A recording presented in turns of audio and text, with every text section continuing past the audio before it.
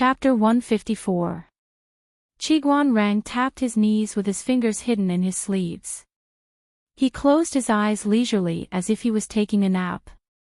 If Jiang Pingji was unhappy before, she started to reflect on herself after Qiguanrang's words. She suddenly remembered what her superior and mentor from her previous life, who was also the former commander of the 7th Army Corps, had said. The old commander said, "You're not my only student. Out of all the candidates, you're not even my favorite successor. You're full of bad habits, and your temper is beyond redemption. However, I can understand you, and in the end, I still chose you. Because I always believe that you can be my ideal successor. Other than you, I can't think of anyone else who can do it." The old commander trusted her so much, but Jiang Pingji did not achieve his expectations. She did not even know why she could not do it. The way of the superior is to rule the inferior, Jiang Pingji murmured. She seemed to understand something. Qiguanrang was moved by her expression, but he had to pretend that he did not care. Lanting can choose to hide some things, but there are some things that cannot be left unsaid. This will only increase the gap between people. No matter how good their relationship is, no matter how loyal they can't withstand this kind of torture. It's lucky that Xiaoyu hasn't realized it yet. Qiguanrang did not know if Su Ku was too young or too slow to react. How could he make such a low-level mistake? However, everyone was a saint, and everyone made mistakes. It was okay to make mistakes, as long as they could make up for it. It was scary to make a mistake without realizing it. Fortunately, Qiguanrang admired both Jiang Pingji and Su Ku. Neither of them had the kind of personality that would give people headaches. Su Ku was quick-witted. Although he had broken some taboos, it could be attributed to the fact that he had not been with Jiang Pingji for long and was not familiar with her temperament. In addition, he was still young and inexperienced. Qiguanrang was confident that he could make up for these mistakes slowly. As for Jiang Pingji's state, it was even more than he had expected. Jiang Pingji snapped out of her trance and looked at the person beside her. "Why are you telling me this?" Qiguanrang told the truth. "I just think that Lanting needs to be enlightened." If Lu Shi's ambition was merely to become a national treasure and a pillar of the country, then the other party naturally did not need to know how to control it. However, Qiguanrang felt that this person's ambition was the complete opposite of his harmless appearance. However, it was far from enough just to have lofty aspirations. Without the corresponding conditions, it would be difficult to achieve great things in the end. Lu Shi was smart enough, and his ability to read people was terrifying enough. Whether it was in terms of breadth of mind or courage, he seemed to be the most satisfactory person he had ever met. However, the most important thing was that he was not good enough. He could even be considered clumsy and failed. Jiang Pingji could not help but roll her eyes. However, he still said to Qiguanrang, "I'll thank you in advance for today's matter. I'll treat you to a formal feast next time when I have time." In response to Jiang Pingji's words, Qiguanrang's reply made the smile on her face freeze, because he said, "Even though I haven't known Lanting for long, I understand the principle that those who are unaccountably solicitous are hiding evil intentions. Even if you're treating me to a banquet to thank me, the purpose behind it is definitely not as simple as just thanking me." Qiguanrang unceremoniously exposed him. Jiang Pingji was speechless. Had her reputation become that bad? Did she have to be so jittery? She had only shown a little goodwill, and the other party was scared witless and defensive. She did not know that Qiguanrang had already labeled her as a scheming boy after witnessing her trick the pitiful captain. However, despite his complaints, Qiguanrang's alertness and vigilance were still commendable, because she really did not have good intentions. Jiang Pingji said, "You can't say that. Gratitude is the main priority." Qiguanrang lazily lifted his eyelids and looked as if he had expected it. Then what's the main priority? Jiang Pingji hesitated for a moment, then finally revealed her plan. The little bastard Meng Liang who stays in the Lu residence suffered a loss at my mother's side. Now he wants to get close to me to arouse my mother's pity and love. But this person has always been ignorant and incompetent. He doesn't have any skills, but he is very good at leading bad people. Wenjing, do you think I should take the bait? Qiguan Rang felt pity for Meng Liang. What does Lanting plan to do? He's a playboy. He's good at a few things: eating, drinking, whoring, and gambling. Meng Liang is not a fan of good food, nor is he a good drinker. He only has a soft spot for women and gambling. If he wants to kidnap me, a place like the Southern Brothel is not suitable. The perfume on my body will be easily exposed, and my mother will hate me. So, Qiguan Rang said, so he will most likely urge you to go to the gambling house. I also hope to go to the gambling house. It will be easier for me then, and then. The gambling house is a place where good and bad people mingle. Do you think Meng Hun will take advantage of this great opportunity to kidnap Meng Liang? Qiguan Rang was speechless. Could he say that he had already understood Jiang Pingji's plan? If Meng Liang really did urge Jiang Pingji to go to the gambling house, that place would not only be chaotic, but it would also be easy for news to spread. How could Meng Hun not think of a way to ambush and kidnap Jiang Pingji? More importantly, Meng Hun would not kidnap Jiang Pingji because he was indebted to her. As long as Jiang Pingji returned to the Lus as if nothing had happened and ordered a servant girl to pretend to be the lady's maiden to leave the Lus, Meng Liang's disappearance and even death would have nothing to do with the Lus. Meng Hun and his men would be the ones to blame. Then, she would contact Meng Hun in secret under other names. She would explain the benefits involved and force Meng Liang to write a letter asking for the grain. When the grain was in her hands, Jiang Pingji would kill Meng Hun and his men in the name of cleaning up the bandits. Their identities would be hidden. On the surface, she would be the one avenging Meng Liang. How could the Mengs not show any gratitude to their benefactor? If they cleaned up the loose ends, the Mengs would only find out that Meng Liang was captured and killed by Meng Hun. The Lus would never get involved. What an affectionate and righteous woman. She wiped out the bandits, maintained the peace, and avenged the Mengs, the Lus, for their son's death. Her generosity was admirable. Not only that, Meng Hun and his men would be grateful to Jiang Pingji for taking them in when they were in danger. It was all a trap. He had seen shameless people, but he had never seen someone who treated shamelessness as a virtue. What made him feel even more helpless was that Qiguan Rang liked shameless people. He could already foresee how poor Meng Liang would be played to death. It doesn't matter if Meng Liang is dead or not.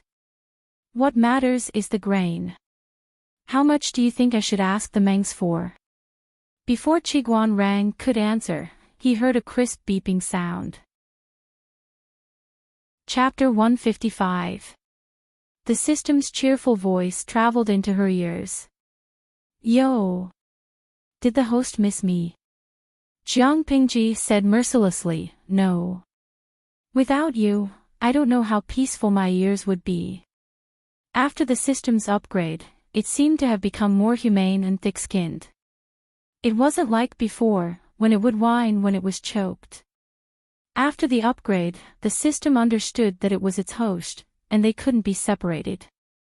No matter how much Jiang Pingji disliked it, she needed it. As an omnipotent system, it could fulfill all of its host's ambitions and wishes. Jiang Pingji dealt with Qiguan Rang while she asked the system, you said you needed 12 hours to upgrade, but why do I feel like you've been upgrading for almost 24 hours? I thought I'd have to stream today as usual. The system said evasively, the estimation of the upgrade time was wrong, so it took more time than expected. Jiang Pingji laughed in her heart, but she didn't continue to ask about it. Instead, she asked something else. You said you've upgraded once. You can't be as useless as before, right? Jiang Pingji never hid her disdain for the system. The system had been sad many times because of it. Tell me about it. If you're still as useless as before, I think you should upgrade again. Time isn't a problem. You can upgrade as long as you want. Being ridiculed so mercilessly by her, the system became unhappy again. The system said proudly, "You ignored me yesterday, but you might not be able to reach me today." Listening to the system's tone, Jiang Pingji seemed to be able to imitate its proud expression. Oh. Tell me about it. I want to know to what extent a useless system can be upgraded. The system suppressed its urge to explode. It pretended to cough twice and cleared its throat. Then the host should listen carefully. In order to provide a more complete and convenient service for the host, the upgrade added a humanized emotion section. This will make it easier for us to communicate. To increase the host's popularity as a streamer and increase the viewability of the stream, the real-time task section has also been added. The real-time task section. Jiang Pingji frowned in her heart, but she didn't show any signs of abnormality. The system said excitedly, "The system will analyze the people and things that the host has experienced in real time and issue temporary missions from time to time to guide the host to integrate into this era more perfectly. When the host completes the missions perfectly, the host will receive additional rewards." Jiang Pingji went straight to the point and asked, "Can I refuse such a mission?" The system quickly replied, "No, this is a mission automatically added to the mission list. Completing it will only bring benefits to the host." Jiang Pingji sneered in her heart. There would be no harm in completing the task, but what if she refused to complete it or failed the task? Jiang Pingji was disgusted from the bottom of her heart when someone else's will was forced upon her. The system became more capricious. It sensitively discovered that Jiang Pingji was not enthusiastic about this matter. She even rejected and hated it. It said carefully, "The host seems to be very unwilling to do this kind of task. Why should I be willing to do a task that is forced upon me? What if the mission's contents conflict with my own wishes? What if I refuse to go on the mission? Or will the mission fail?" Jiang Pingji asked a few questions in a row. The system had no time to answer. "I don't care about the rewards for completing the mission. Who allowed you to make such a decision on your own?" The system was speechless. Then, its voice became more forceful. "I hope that the host will not be capricious. This is the most correct and most beneficial outcome after countless calculations. As your system, I will only be good if you are good. I hope you can understand this." Jiang Pingji snorted coldly. "You can give me the mission if you want. It's my business whether I do it or not." The system lowered its voice and said seriously, "Host, please do not be capricious. Completing the mission will make your future path smoother. This is the conclusion I came up with after countless calculations. I hope that you will not disappoint my good intentions. Real-time triggered missions are mainly for the host's benefit. They will not harm you." Jiang Pingji dragged her voice. "I will not do it." The system was silent for a while and said earnestly, "If the host insists on being capricious, you will regret it. You must know that benefits and risks coexist. There will be generous rewards for completing the mission. If you fail the mission or don't do it, you will have to bear the consequences of failing the mission." Jiang Pingji's thin lips curved. She lowered her eyes to hide the faint killing intent brewing in them. The system's words caused her to rebel. She said it angrily. "I'll bear the consequences. Do you think that I, Jiang Pingji, will be threatened?" It was useless for the system to be anxious. Jiang Pingji had completely developed a rebellious mentality. The more it looked forward to it, the more she was unwilling to do it. In the end, the system could only say angrily, "My good intentions have been turned against me. Host, you will suffer greatly if you do this." It thought that Jiang Pingji would be wild with joy, so the system took the liberty of downloading and upgrading the real-time triggered mission section to help the host reach the peak of her life. It remembered that many systems did the same thing. The host's eyes went wide when she saw the mission reward. The host, on the other hand, was basically a donkey. She had a stubborn temper, but her reaction was so intense and determined.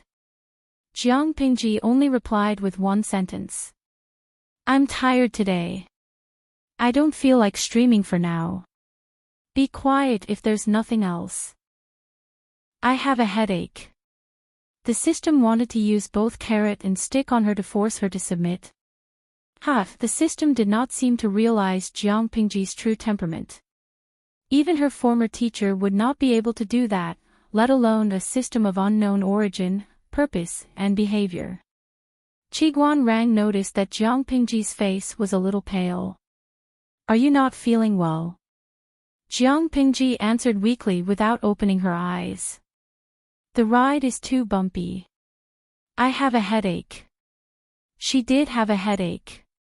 After the system upgrade, it was more annoying than she had expected. Was the ride very bumpy? Qiguan Rang was stunned. Could he say that compared to Master Chao's carriage, the Lu residence's carriage was much more stable? The two of them were silent the whole way until the carriage stopped in front of the Lu's.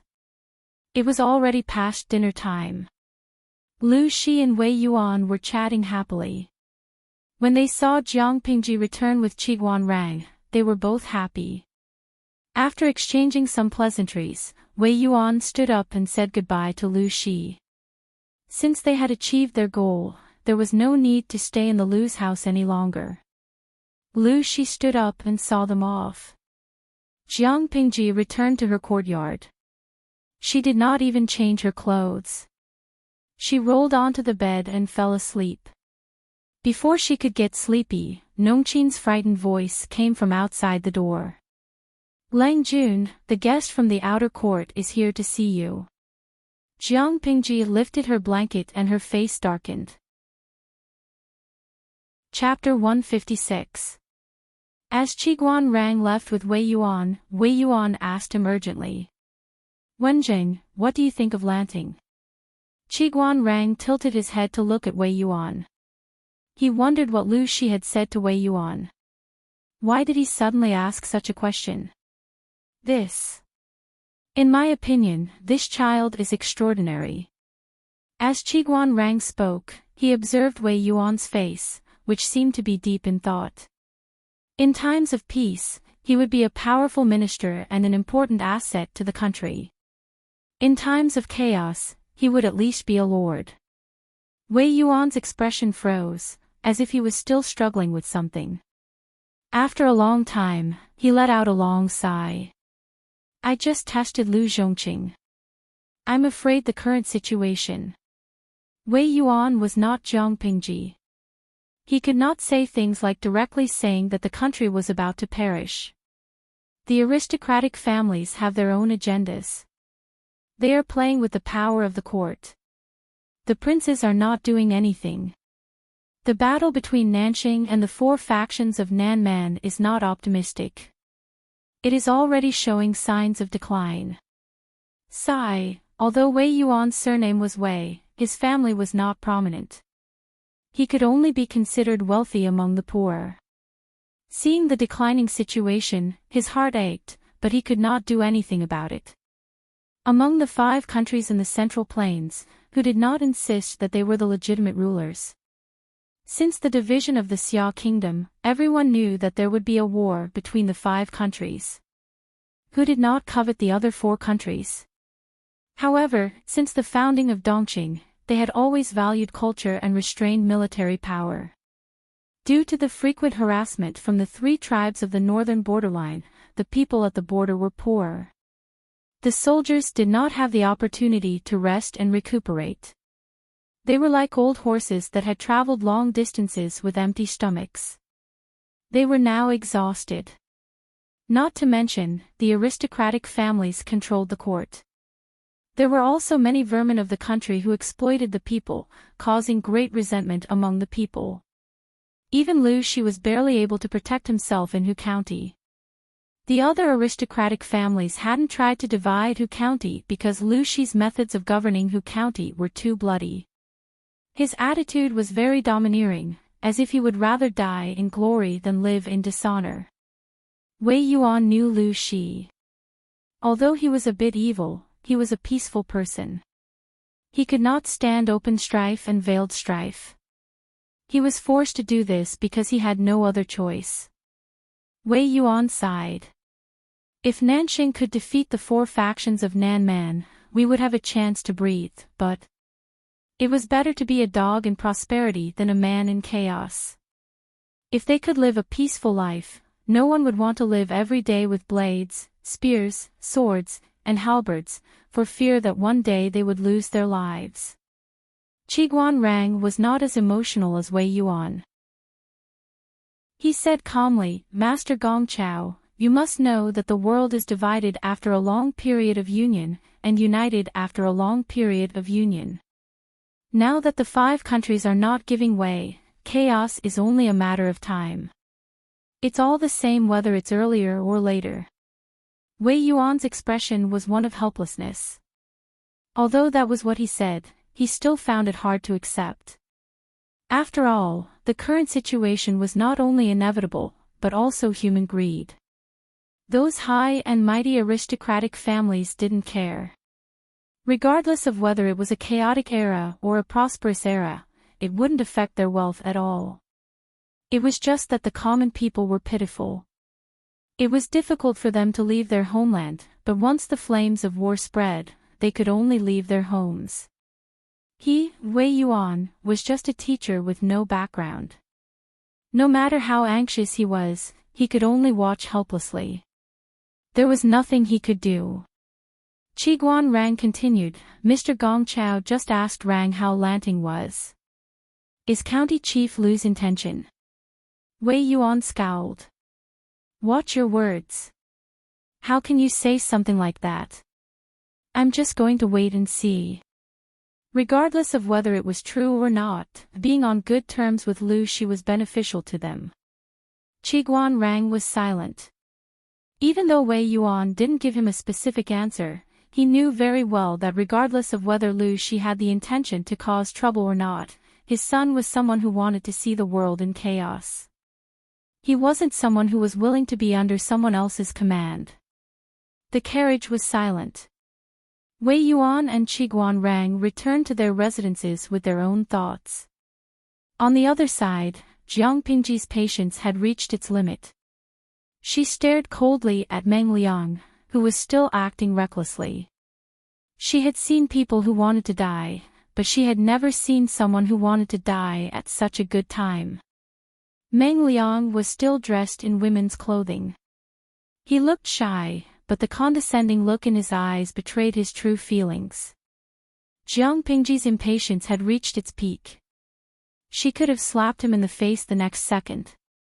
The system was enough to annoy her. She wanted to be alone, but she didn't expect an even more disgusting *T stir to come at her. Why are you looking for me? You and I are men and women. Even though I'm still young, being in the same room will still attract criticism. Jiang Pingji's tone was very stiff, with a hint of impatience. Meng Liang had been spoiled since he was a child. Others had always been the ones to look up to him. When had he ever had the chance to observe others? He didn't realize how bad Jiang Pingji's mood was. Even if Meng Liang was there to build a relationship, Jiang Pingji should have taken the initiative to flatter him. Does cousin Lanting not like me? Other than the first time I came to the Lu residence, I haven't seen you at all. Jiang Pingji took a deep breath. Cousin, you're almost 15 years old. Men and women should be different. Why would I look for you for no reason? What a boring blockhead. Meng Liang secretly spat and said, even so, it's not a bad thing for cousins to be a little closer to each other. Plus, I'm here alone with a few servants to visit my aunt. I'm not familiar with the place and the people. It's boring. If that's the case, why do you want to see me? Jiang Pingji couldn't be bothered to feign civility. She went straight to the point. She was not in a good mood at the moment. Since someone had come to get into the muzzle, if she did not vent her anger, wouldn't she be even more sullen? Meng Liang's cheeks were red. He asked quietly, "Does Lanting know any fun places here?" Jiang Pingji clicked her tongue in her heart. What fun places could there be in this ancient era that was so backward? But she still said indecently, "There are fun places, but you're a woman. It's not convenient for you to go." She had made it so clear. Meng Liang was an experienced player. How could he not understand what she was talking about? If it was any other time, he would have just teased her and asked her to go for a walk. But he was a woman now. It was not appropriate for him to be too enthusiastic. It was also not convenient for him to go to such places. Thus, he pretended to be coquettish. "Cousin, do you hate me that much? How could you say such inappropriate things? Hypocrite." Jiang Pingji snorted in her heart. She suppressed the surging disgust in her heart. Seeing that Jiang Pingji didn't reply, Meng Liang was slightly unhappy. He had such a beautiful face, but someone didn't take the bait. Chapter 157. Meng Liang twisted the handkerchief in his hand and said awkwardly, "I heard from a few servants that there is no curfew in Hejian, and it's very lively at night. It's rare for me to be here, so I want to go and have a look. But my aunt isn't feeling well, and my uncle is busy with work. If I go out alone, wouldn't my reputation be tarnished if I run into some hooligans? That's why I'm here to look for you." Jiang Pingji smiled coldly. Since he was asking for it, he couldn't blame her for being ruthless. Besides, which noble lady didn't have servants around her when she went out to play? How pretentious. She said awkwardly, "But you're a woman after all. If you go out with me like this, people will gossip. What if your reputation is ruined? If you're really bored, I can let the maidservants play with you in the yard. If you go out." Meng Liang secretly gritted his teeth. He didn't expect Lu Shi to be such a sanctimonious hypocrite. He was already tempted, but he had to pretend to be inviolable and say that he was doing it for his sake. Meng Liang planned to continue persuading her, but he was even more depressed. If he was in Meng County in Song Prefecture, anyone would flatter him. He could even ask someone to kneel down and lick his toes. But who was Lu Shi? He dared to act pretentious in front of him.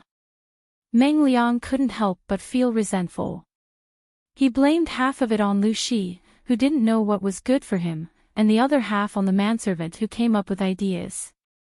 When he got back, he would kick the manservant who came up with such ideas.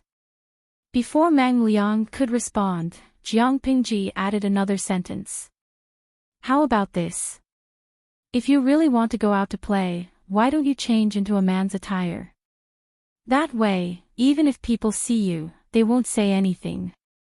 Jiang Pingji suggested seriously, "If I see someone I know, I can say that you're a new friend. How about that?" She put on an expression that said, "I'm doing this for your own good," and said reluctantly, "I'm afraid you don't know that I just broke off my engagement with the Wei girl. If people see me taking you out to play, people might spread rumors that Lai Shi is a fickle man, and that's why he broke off his relationship with the Wei girl. If that's the case, Lai Shi's reputation will be in jeopardy." What else could Jiang Pingji do? She was helpless. The corner of Meng Liang's mouth twitched as if he had just heard some stupid suggestion. Let him cross-dress. To think that his cousin could think of this. However, this was also a compromise. From Lu Shi's point of view, it was indeed a win-win solution. Not only could she protect her cousin's reputation, but she could also prevent herself from being gossiped about.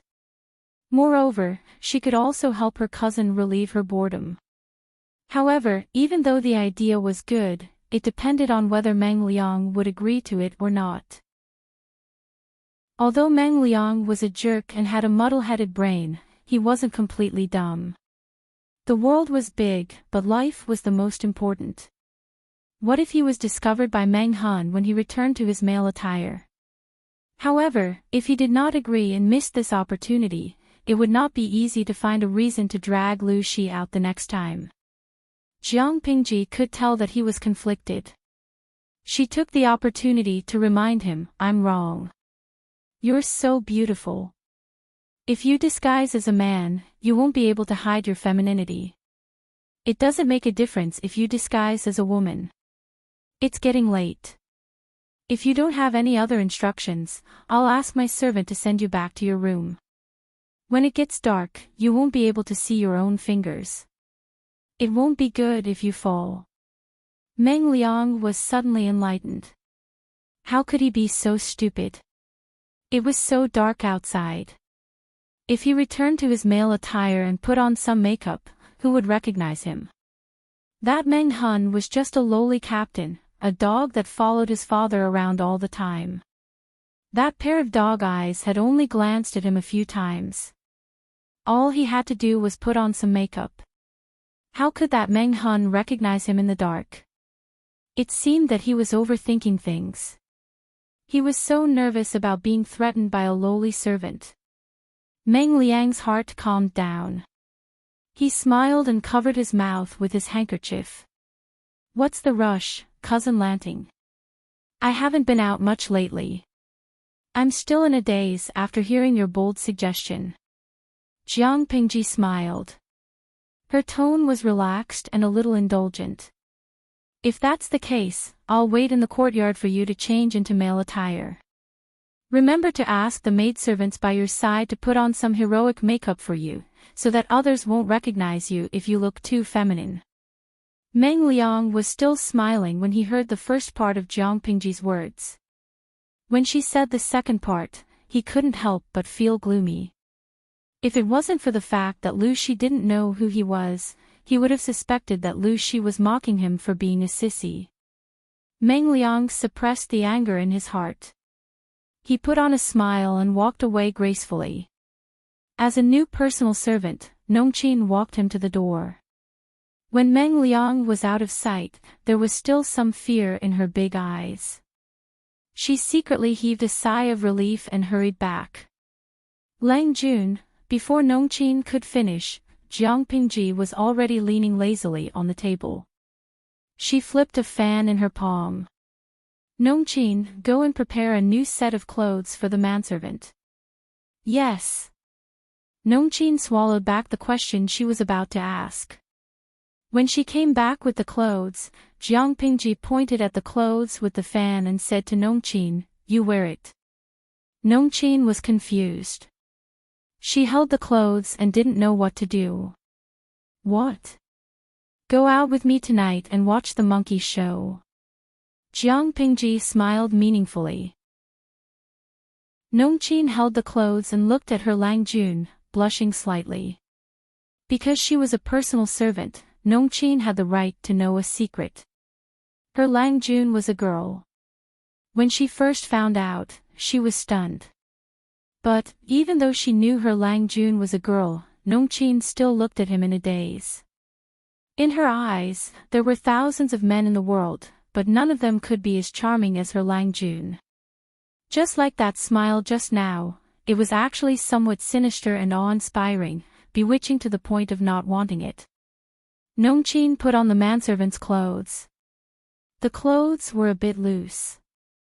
She wrapped layers of cloth in front of her chest to cover her features. She put on a layer of dark powder and trimmed her eyebrows. From afar, she looked like a delicate and pretty boy. Fortunately, I didn't pierce my ears. Otherwise, I would have been exposed. Jiang Pingji glanced at Nongqin and was slightly satisfied. She took Nongqin out to watch the show, not because she favored her, but because she was the only one who didn't have pierced ears. She wanted to take Suku out, but he was still in the farm, so she didn't want to. Nongqin was stunned when she saw Jiang Pingji was about to go out empty-handed. Lang Jun, please wait. I'll go prepare some silver. How could she go shopping without money? She snorted. Prepare what? Someone will pay for it. If everything goes well tonight, I might be able to save a betrothal gift for you. Nongqin was confused again. Chapter 158. That being said, Jiang Pingji didn't really bring nothing. At least she brought 10 taels of silver. For an ordinary family, it was a luxury to bring 10 taels of silver with them. They had to be careful of pickpockets. Jiang Pingji felt that it was enough. But for Meng Liang, who was used to being extravagant, 10 taels of silver was not enough for him. Dongqing was different from the other 4 countries. There was no curfew at night, but the city gates would be closed at night. The night market was bustling with people. Vendors were hawking their wares. Most of them were intricately woven goods or trinkets. Silk and floral jewelry filled the stalls. The materials used were cheap and simple, but the craftsmanship was exquisite. It was obvious that a lot of thought had been put into it. It was a prosperous scene. Even though it was already night, there were still a few young girls wearing bamboo hats in the night market. Their faces could not be seen, but their slender and graceful backs were enough to make some people lose their ability to walk. Jiang Pingji secretly glanced at them and teased, "Cousin, you're more manly than she." He saw 2 young ladies with graceful figures, their eyes almost glued to the other party's body. No matter how beautiful they are, how can they compare to your beauty? Meng Liang was enjoying the show, so it was not hard to imagine how unhappy he was to be interrupted. Although he had always been proud of his looks, there were always people who said he was a woman. It was a way of mocking him for not being a man. Now that Jiang Pingji had emphasized this point. If it wasn't for the fact that he wasn't in Meng County, he would have slapped her. Do you know how to speak? However, Meng Liang was still rational. He did not put his thoughts into action. Instead, he clenched his fists and put on a fake smile. Lanting, you should call me cousin when we're outside. Otherwise, what would happen if someone heard us? What's more, everyone loves beauty. Seeing a beautiful young lady, why can't you let your cousin take a good look? Jiang Pingji replied with an "oh," but she sneered in her heart. Calling him cousin. TSK, he really doesn't want to die fast enough. She turned her face away with slight disgust, but she called him cousin sweetly. Meng Liang was happy to hear that. Jiang Pingji stopped in front of a stall and asked the vendor, "How much are these silk flowers?" She picked up the pair of ball-shaped silk flowers that she had taken a fancy to. They were made of rabbit fur and dyed bright colors. They looked very pretty. There were also many ball-shaped silk flowers of different colors hanging on the stall. The materials used were not exquisite, but they were novel. Cousin Lanting, are you kidding me? How can a man like these things? Meng Liang took the opportunity to retaliate. Jiang Pingji said casually, I think they look good. I'll buy a few pairs for the maids in the yard. Girls love beauty. Rouge, face powder, silk ornaments, clothes, hair. No amount of money is enough. Nongqin, try this. The color is just right. Nongqin blushed and took it. She could still feel the warmth of the man on the ball-shaped silk flower. Thank you, Lang Jun. I forgot. It's not suitable for you to wear it in your current state. Let's go back and try it on. Nongqin, who was about to put it on, suddenly froze and blushed. She seemed to have forgotten that she was dressed as a manservant. Why would she try on silk flowers? Meng Liang, who was standing to the side, clicked his tongue and said, Cousin Lanting, are these cheap gifts for girls? It's not like a personal maid is anything else. If she wears gold and silver, what will she look like? Jiang Pingji picked a few pairs that she felt were of good workmanship. She also bought a few rouge boxes and some fresh-colored lip gloss to protect her lips and not be eye-catching. Moreover, girls at this age are already the most beautiful. Why would they need those old-fashioned and expensive accessories? They would forcefully suppress their aura. Jiang Pingji picked out a lot of miscellaneous items and prepared a set for each of her maids. She didn't give more or less for anyone. She could be patient and buy these small, cheap gifts, but Meng Liang was not in the mood. She wanted to take a roundabout way to lure Lu Shi into the gambling house. Obedient children like him who stayed in the yard were easily attracted by new things. If she brought him here a few times, he would definitely become addicted to gambling. In order to keep the secret, he would have to get close to her. That way, she could achieve her goal of getting close to Lu Shi and destroy him secretly. TSK, he wanted to see how big Lu Shi's family business was for his ignorant son to squander it. But now, looking at Lu Shi's sissy buying this and that, who knew when he would achieve his goal? Cousin, why do you want to go to that kind of place? Jiang Pingji frowned and denied it. I'm not going. It's a messy place. What if someone offends you? Cousin, you should go somewhere else. I heard that it's dirty. Jiang Pingji's naive words made Meng Liang laugh in his heart. Cousin Lanting, why are you so nervous? In the past, I heard from the servants that many nobles like to go there as well.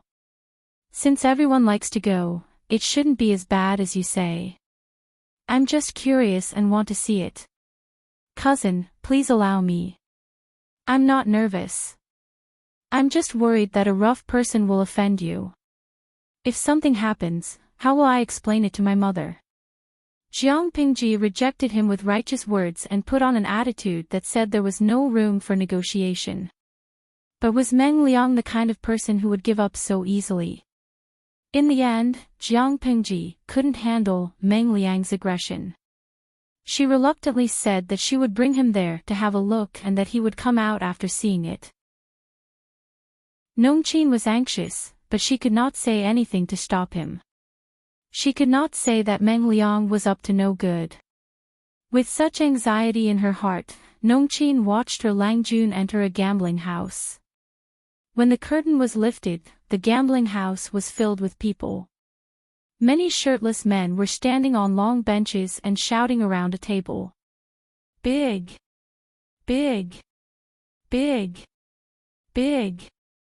Big. Big. Small. Small. It must be small.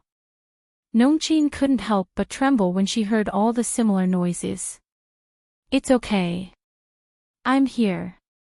At that moment, Jiang Pingji put a hand on her shoulder and turned around to smile at her.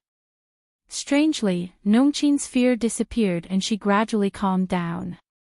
The gambling house was big. There were more than 10 tables on the first floor, and each table was surrounded by more than 10 to 20 men. When the waiter in the lobby saw them, his eyes suddenly lit up. Young age, tender face, gorgeous clothes. When these characteristics were put together, they formed a shiny label.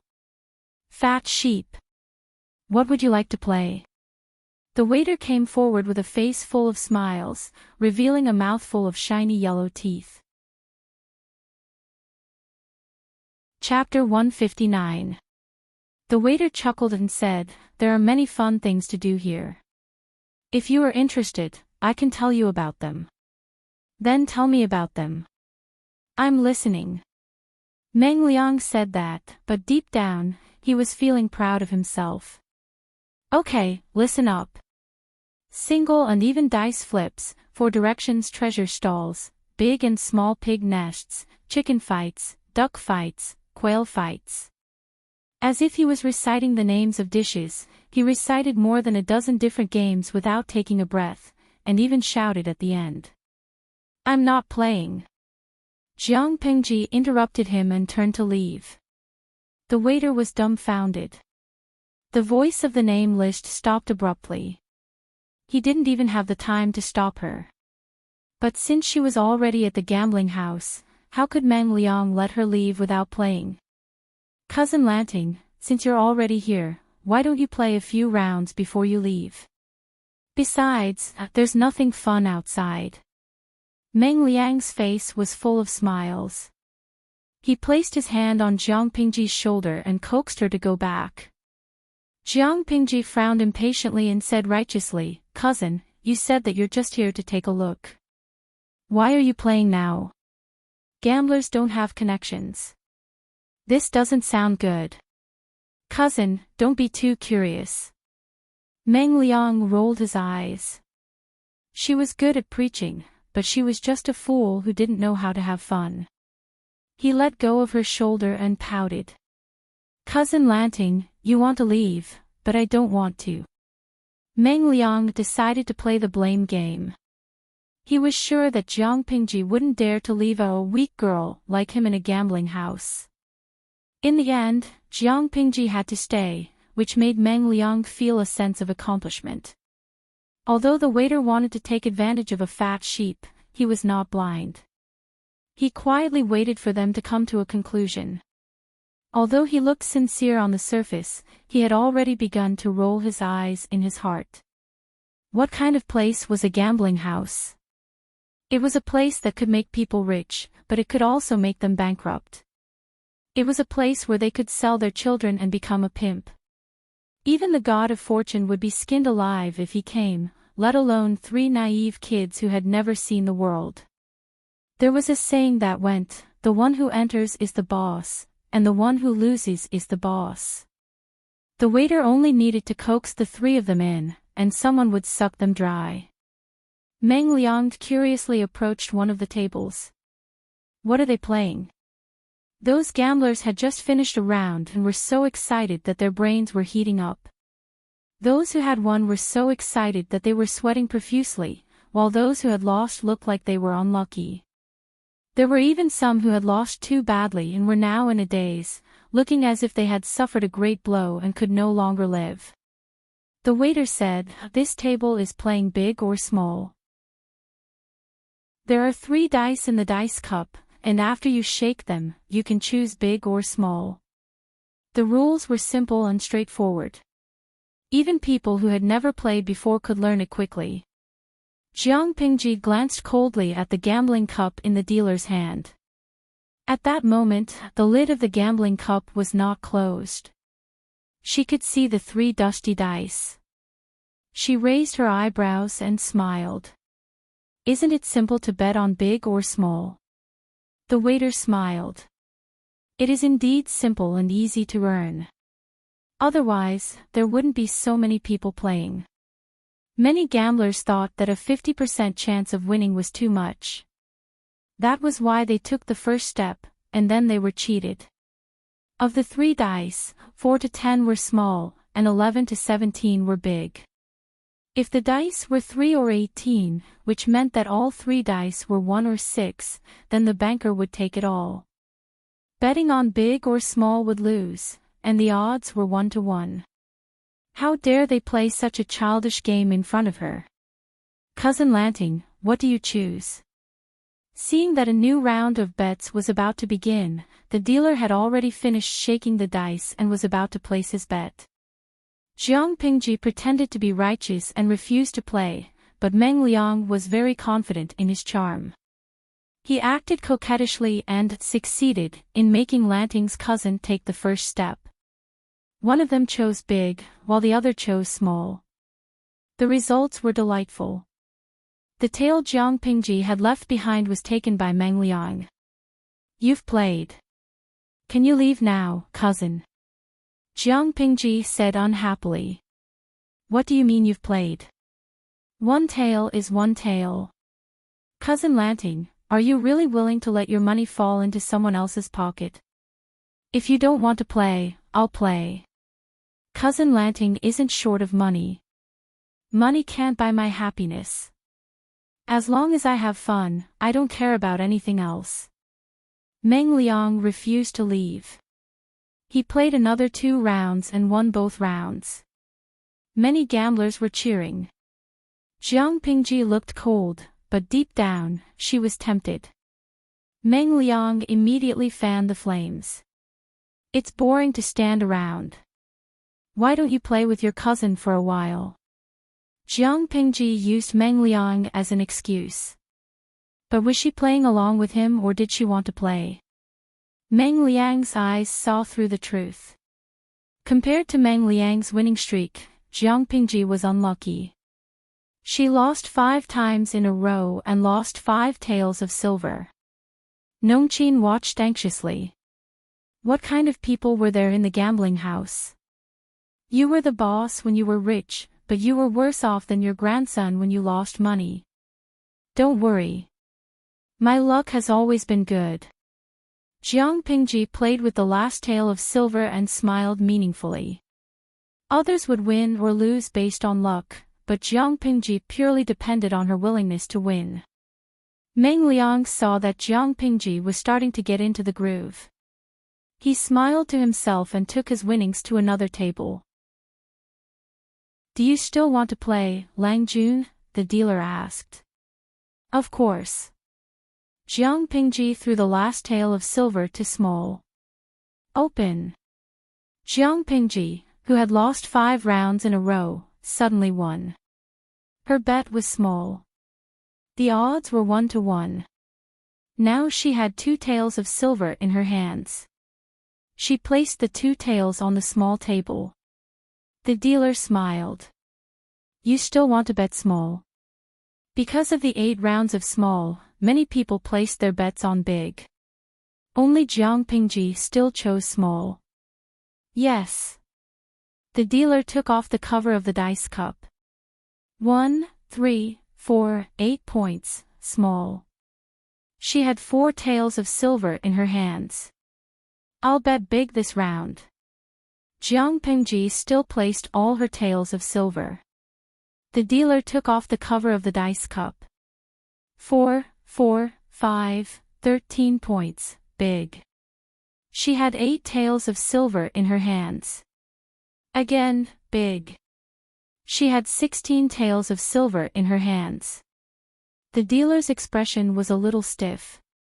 He smiled and said, You're really lucky. Jiang Pingji was surprised. Was that considered lucky? She was afraid of herself when she gambled. She didn't know that more than a dozen casinos in the federal black market had closed down because of her occasional visits. Her identity was special. Even when she lost so much money in the black market casinos, no one dared to do anything to her. Chapter 160. From losing to winning, Jiang Pingji quickly won 256 taels of silver. Nongqin's eyes were wide open as she watched her win. How long had it been? She went from 1 tael to 256 taels.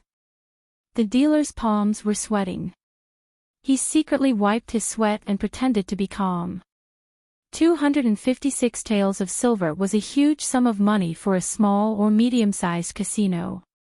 Do you still want to bet this round? Jiang Pingji looked down and said, I wanted to pick the small one, but I won't bet for this round. Nongqin was confused. Her Lang Jun wanted to pick the small one. Why didn't he bet? The gamblers didn't have the same idea. They all bet on the small one with the intention of making a profit. However, Jiang Pingji knew very well that the dealer would take all in this round. Big or small was not allowed.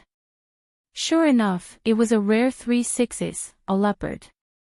Although the dealer took all in, the dealer couldn't laugh because Jiang Pingji still won the next 2 rounds.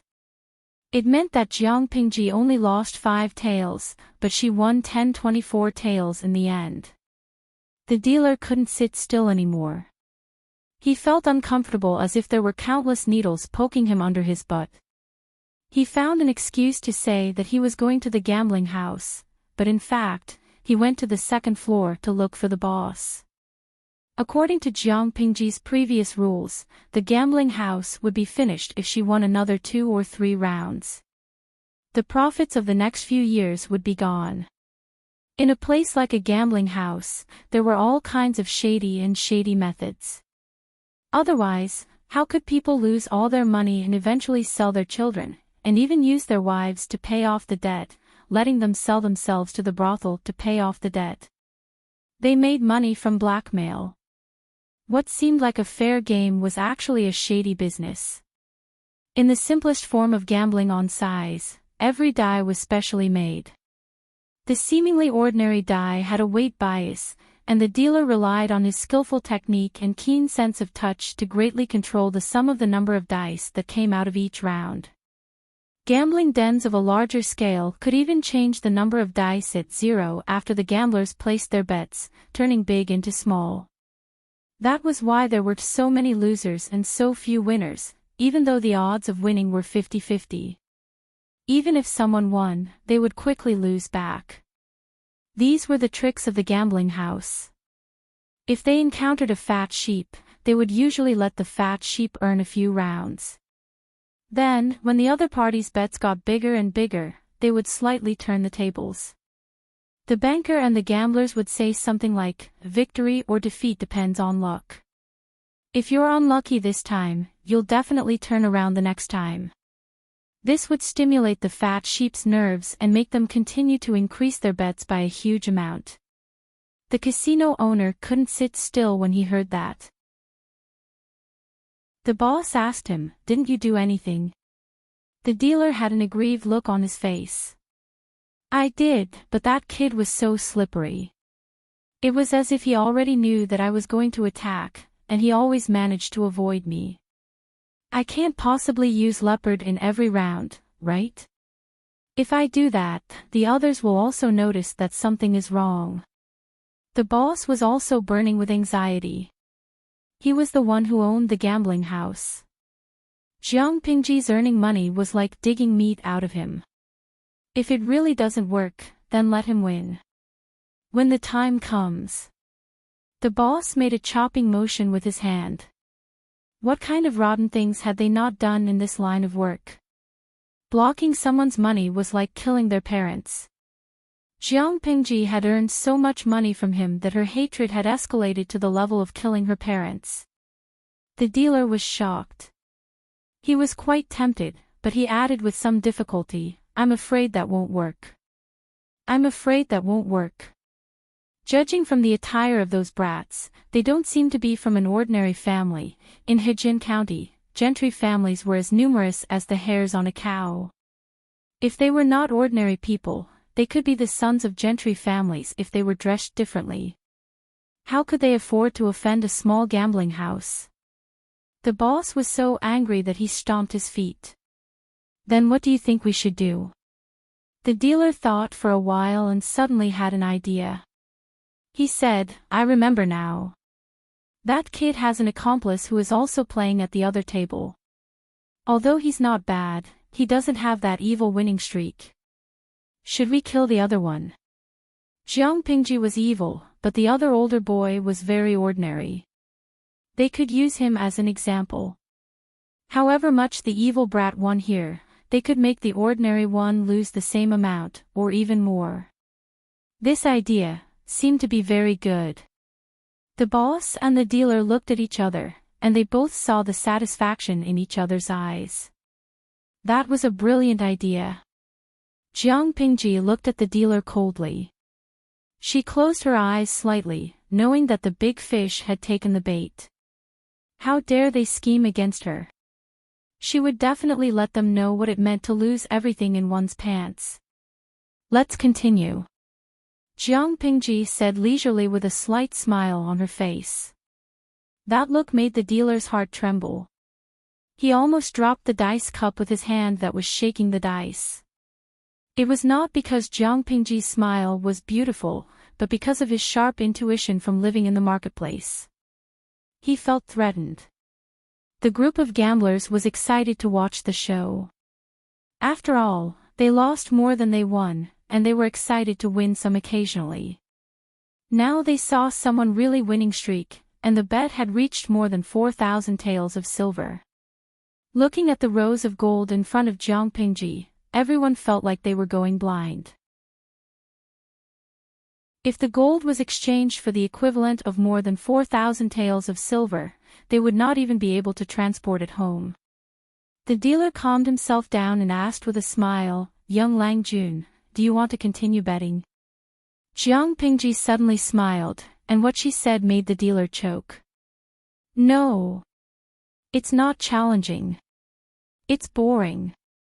She pretended to stand up, and Nongqin, who was behind her, immediately walked up to the table and wrapped the gold in her arms.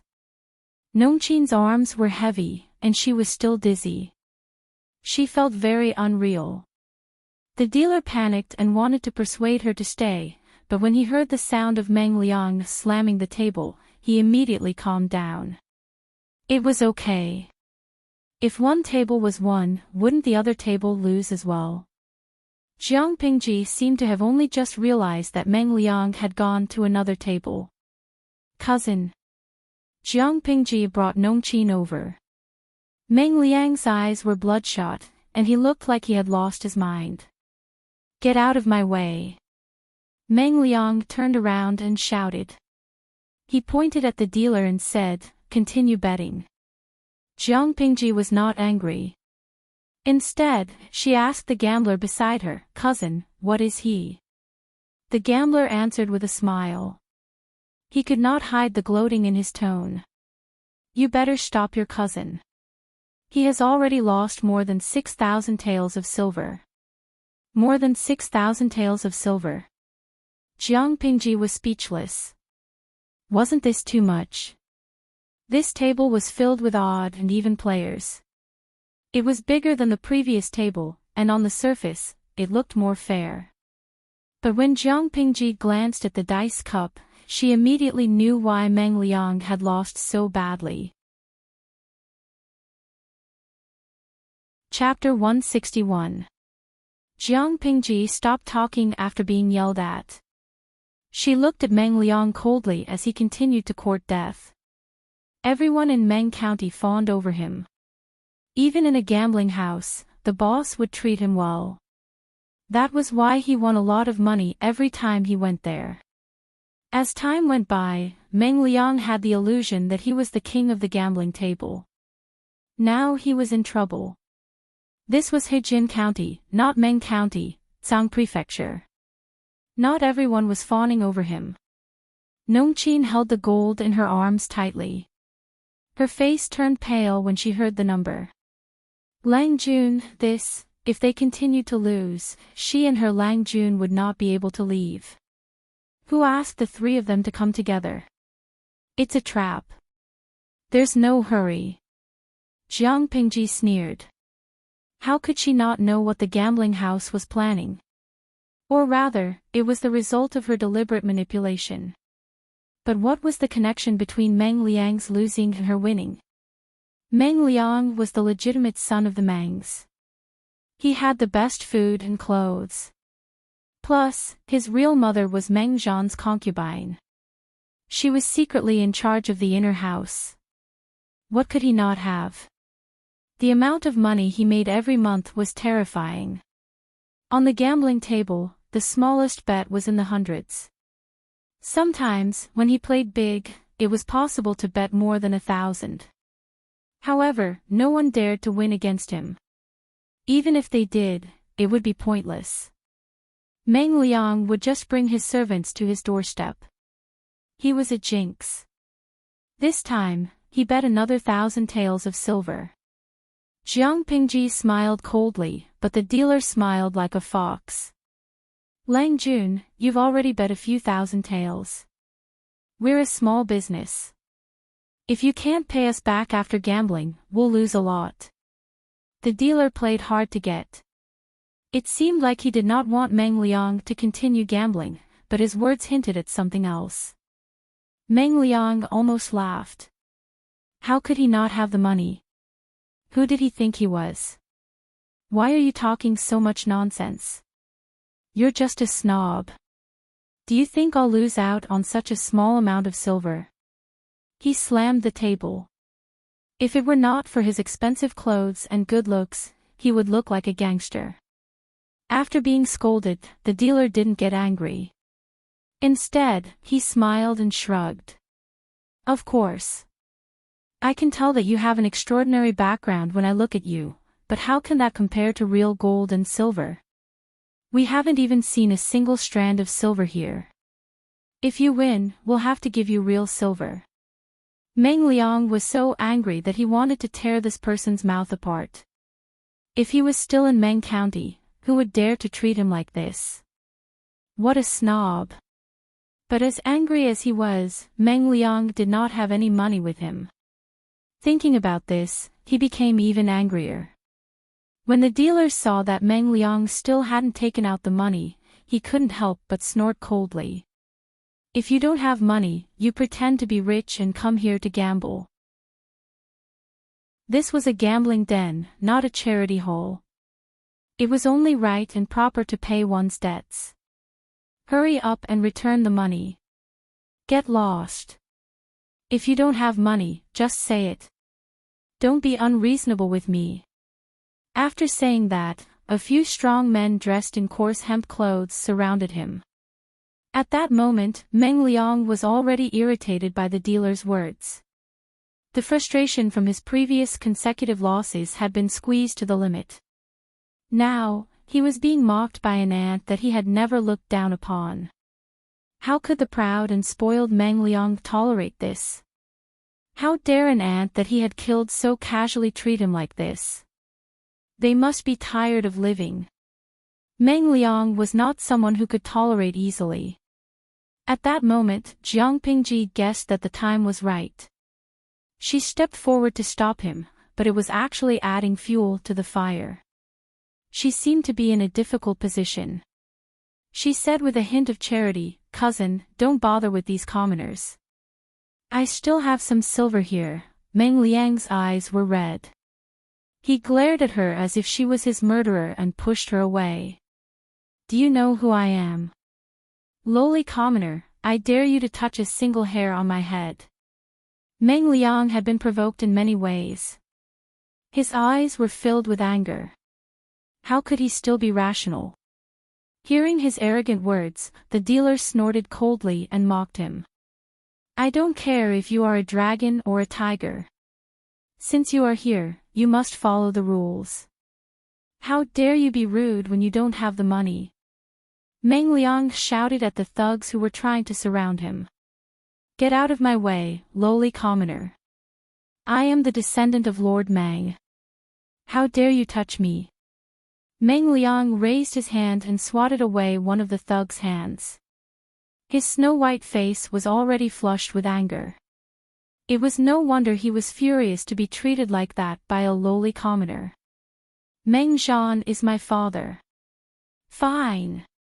Jiang Pingji, who was watching from the side, curled her lips into a smile. Meng Liang had finally said the two most important words. "Who is Meng Zhan?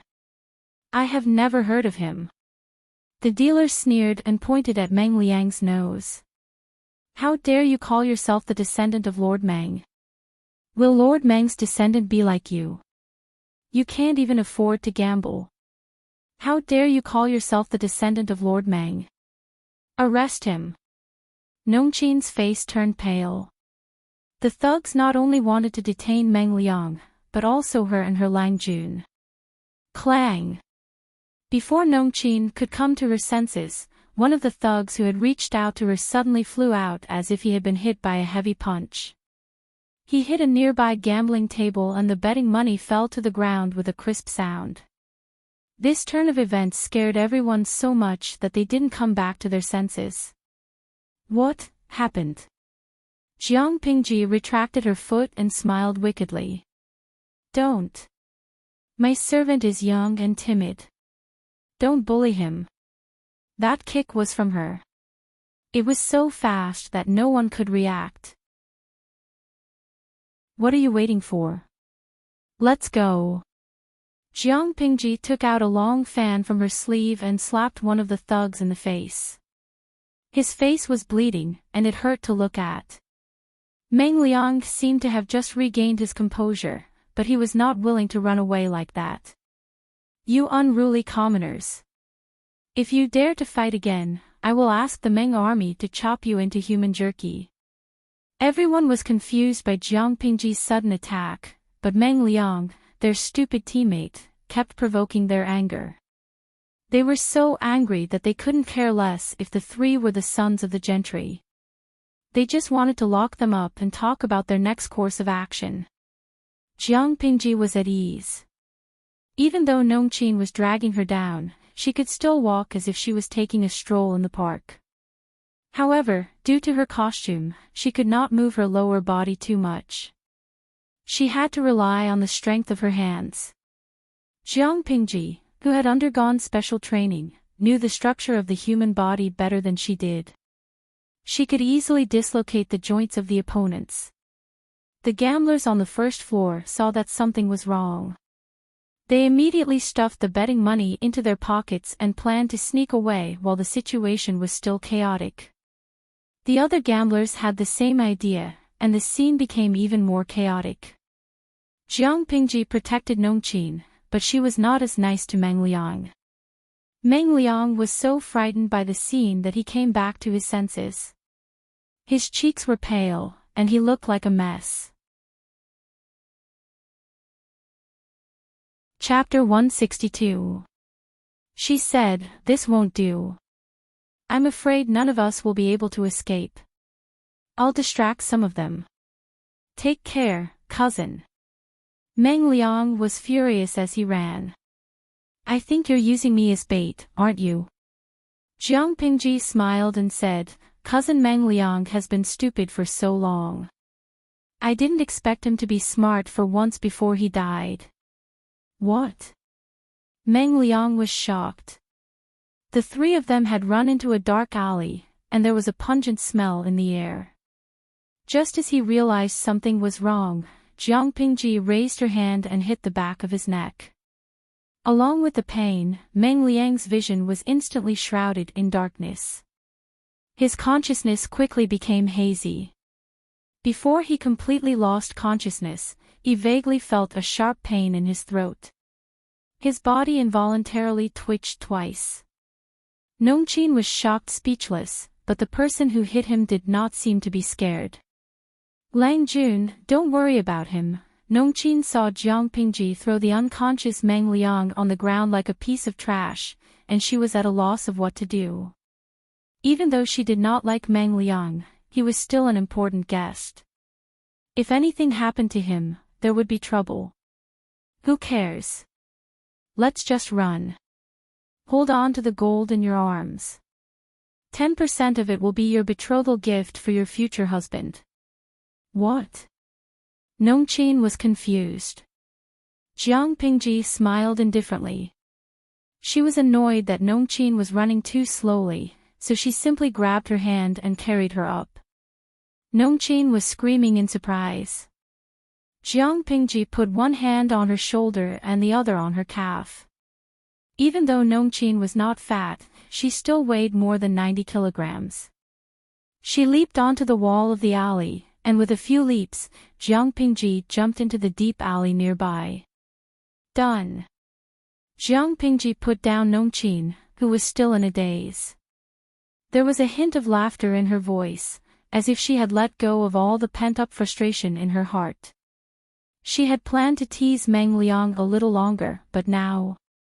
she changed her mind at the last minute. When Nongqin landed on the ground, she finally recovered from the dizzy state. She tilted her head and took a closer look. She could faintly see the outline of her Langjuan's face in the dark. He had run for a long distance with her in his arms, but his forehead was still fresh and his breathing was steady. Nongqin felt a little ashamed in her heart. She had been doing rough work since she was a child. She could eat a lot and was strong, but she could not compare with her pampered Lang Jun. Lang Jun. Will Madam blame you for leaving Miss Biao behind? If he spouts any nonsense, the gamblers will come to the Lu mansion. Then. Nongqin's face turned pale. Jiang Pingji snorted coldly. Isn't our Lady Biao by my side? As for whether or not Meng Liang will talk nonsense, Don't worry, he can't speak or write for the time being. Be a good boy and wait at the gambling house. She had many tricks up her sleeves. She could temporarily paralyze a person's arm or make them unable to speak or write. It was very simple. How could Meng Liang compete with her? She could toy with that brat to death even with her eyes closed. Right by her side. Nongqin could not help but look around. There were only the two of them. Where was the third person? Was there a third person? Suddenly, she felt the air around her was a little cold. A creepy feeling rushed from the soles of her feet to her brain. Let's go buy some women's clothing. You can wear it and temporarily play the role of Lady Biao, Jiang Pingji said. Nongqin finally realized what Jiang Pingji meant. She wanted her to pretend to be Lady Biao. But won't my identity be exposed? Many people have already seen the appearance of young Miss Cousin. Nongqin felt it was tricky, but it was her Longjuan's request. She had to comply. However, it seemed that even the heavens were against Jiang Pingji. Just when she felt a little better, the system beeped. System, beginning self-examination. Scanning mission. Beep. Scan successful. Mission established.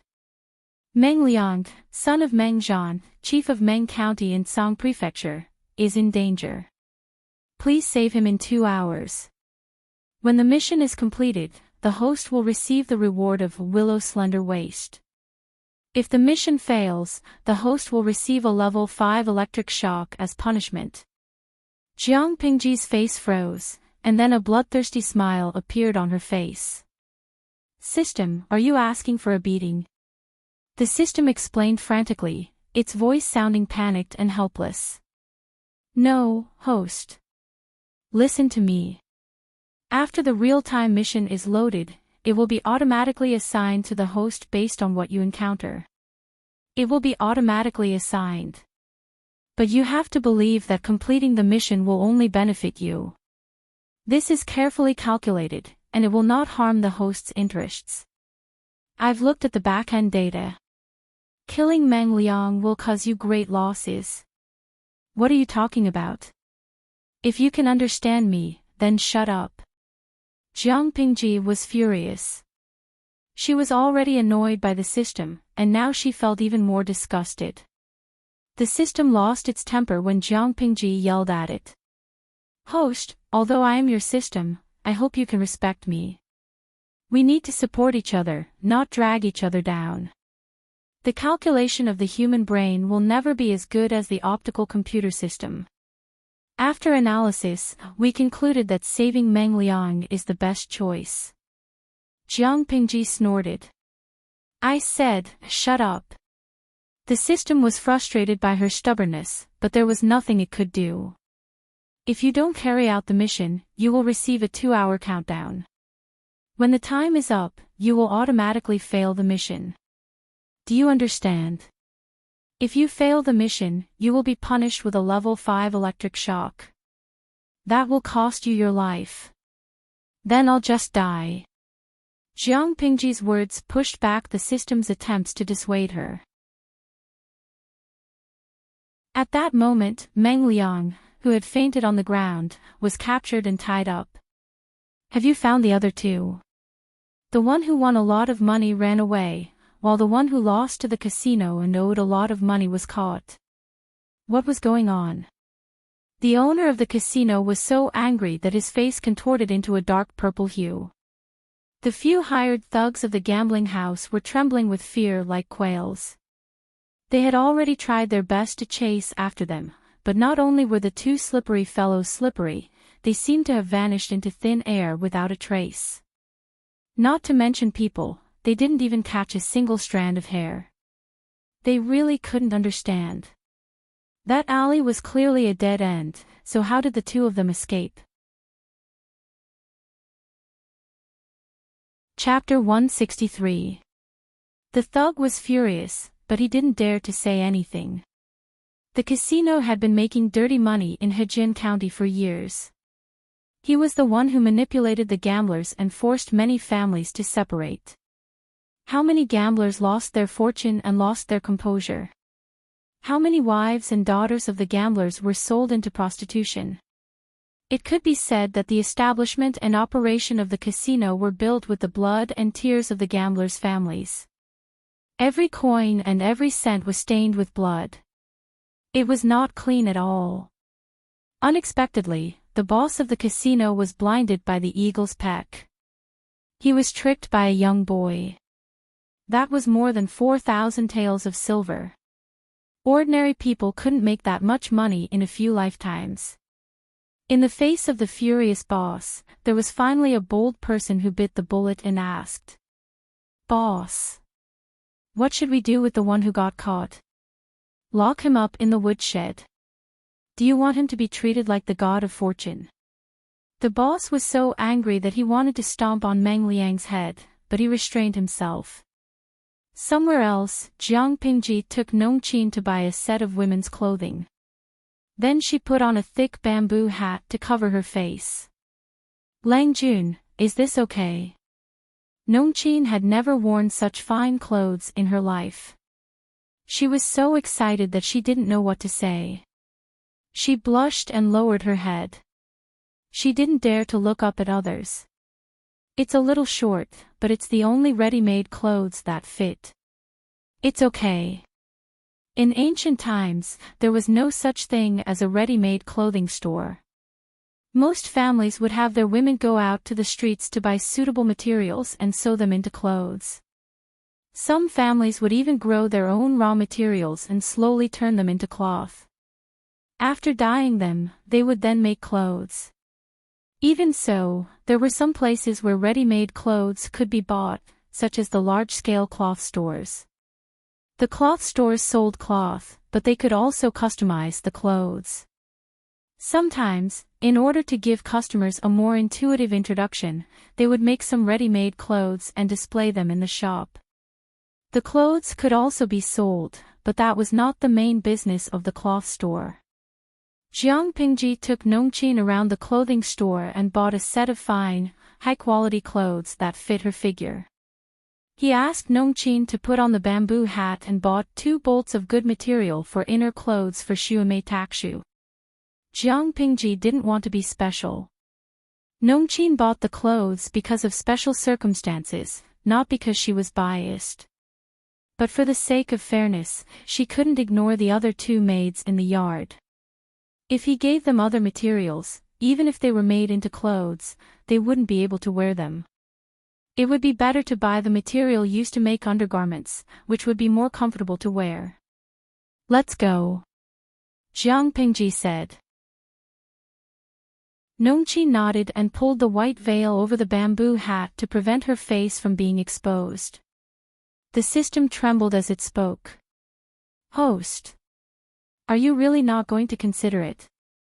Jiang Pingji had calmed down from her previous anger.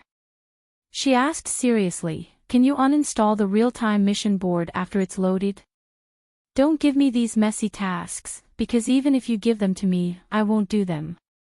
The system said bitterly, "I'm sorry, host.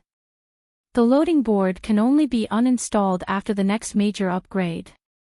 In other words, before you level up for the second time, will these quests continue to be issued out of nowhere?"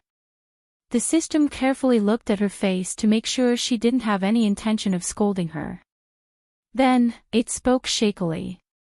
"Not constantly. According to the manual of the board, the real-time missions are issued in a regular pattern. For example, if the host encounters something important, the board will calculate the best outcome and route, and then issue the mission. The host will receive a certain reward after completing the mission. If the host doesn't complete the mission or fails the mission, the reward will be exchanged for the corresponding energy value as a punishment." Jiang Pingji was silent for a while.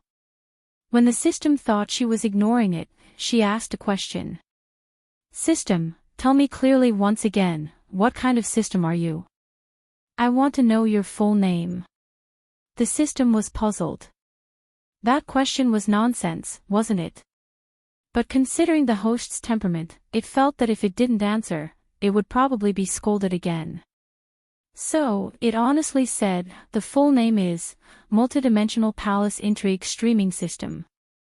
Yes, you're the Multidimensional Palace Intrigue Streaming System. The loading of the real-time mission board is also to serve the main plot. This can be seen from the mission reward, Willow Slender Waist, Slender and Enchanting. Hee hee. Is that useful? Of course, men like slender waists, and having a willow slender waist can indeed make men linger on you for a second longer, but… Jiang Pingji's voice was very calm, but it was this calmness that made the system's scalp tingle. I want to kill all my enemies and become the emperor, not sleep with all the men and let them help me ascend the throne. Becoming the emperor and becoming the emperor's woman, how could the two be the same? So, now, system, you can shut up. The system didn't dare to make a sound. Jiang Pingji didn't have such a strong desire to cause trouble in the beginning. It was completely forced by the stupid system and the culture of this even more stupid era. She didn't want to be changed, so she could only think of ways to change others. As for the 5th level electric shock punishment that the system mentioned, did it really think that the Federation's training methods were child's play? 90% of the so-called 5th level electric shock punishment was a threat. She knew what the other 10% was. Because she knew it, she was not afraid. It was still the same thing. Playing tricks with her. She could play with it with her eyes closed. Intelligence was a real weakness, and it couldn't be changed by leveling up. But a 5th level electric shock punishment? Jiang Pingji's eyes flickered, and the corners of her lips curled up. This was a good opportunity. There were many training courses for genetic warriors, but the core of it was to stimulate the muscles with external force. The system's punishment couldn't really use electricity. After all, the human body was different. It was most likely to use some kind of energy to stimulate the nerves and muscles of the body to achieve the same punishment as a 5th level electric shock. If that was the case, it would be a good training opportunity. Jiang Pingji brought Nongqin back to the Luz and sent her to the outer courtyard where Mang Liang lived. Stay here for a few days. You can go back to normal after the storm blows over. Nongqin nodded. At that moment, there was a voice coming closer. Lang Jun, you're finally back. If you didn't come back, would have gone out to look for you. The person stopped abruptly and stared at Nongqin and Jiang Pingji. It was Meng Liang's servant who thought that his Lang Jun was back. Seeing the servant running over, Jiang Pingji suddenly smiled.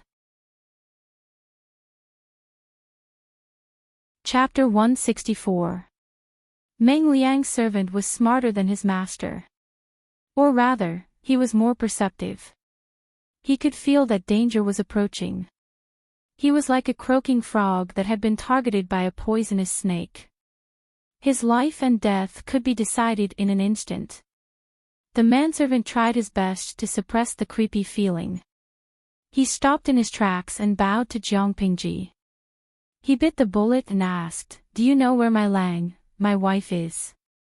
Jiang Pingji laughed softly. Her mellow voice was different from that of a young man.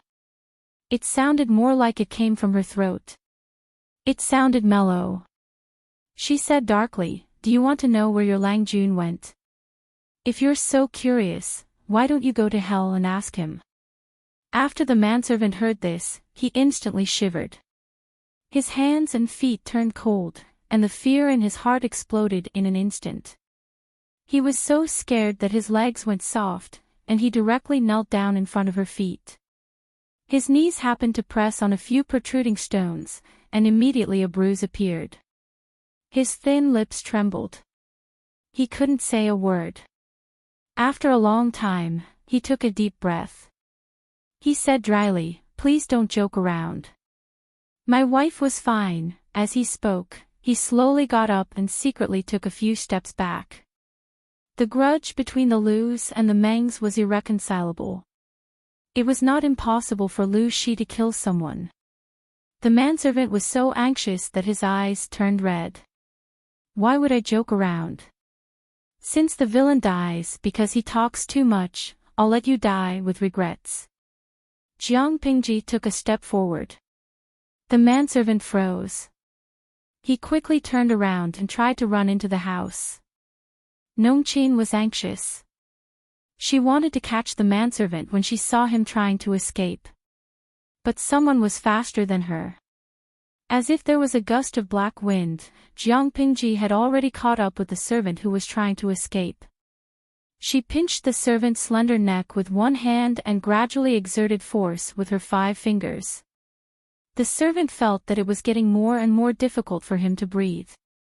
He tried his best to pry her hand away with both of his hands. His feet rubbed against the ground. At first, he struggled intensely, but as time went by, the intensity gradually decreased. Sha. His legs, which were rubbing against the ground, went completely limp. His hands were still holding onto Jiang Pingji's wrists. His eyes were wide open, bulging so much that it seemed like they were about to jump out of their sockets and explode in the next second. His face had slowly turned from dark purple to green. Nongqin saw the servant struggling hard before he died. His eyes were almost popping out of his eye sockets. She was so nervous that her breath quickened. She felt like she had fallen into an ice cellar, as if the night wind around her was strangely cold. Are you scared? Nongqin stood rooted to the ground and heard Jiang Pingji's gentle question. She took a deep breath, and the trembling in her chest calmed down under the stimulation of the cold air. She bit the tip of her tongue and regained her senses. Her eyes were shining with determination. Lang Jun, I'm afraid now, but I won't be afraid in the future. All right, go call the butler over and have him dispose of the corpse. For the next few days, I will assign a few maids to you. Remember to take a few steps in front of people occasionally. Miss Biao, who came to the Lu's 2 days ago, has never stepped out of this yard. Do you understand? Nongqin nodded hard, as if she was trying to overcome the spreading fear in her heart. She thought the butler would panic when he saw the corpse, but she didn't expect him to be so calm. His neck is twisted like this. How much strength did he use to hurt him? The old butler guessed something from Nongqin's vague and mysterious description, so he came over with 2 confidants.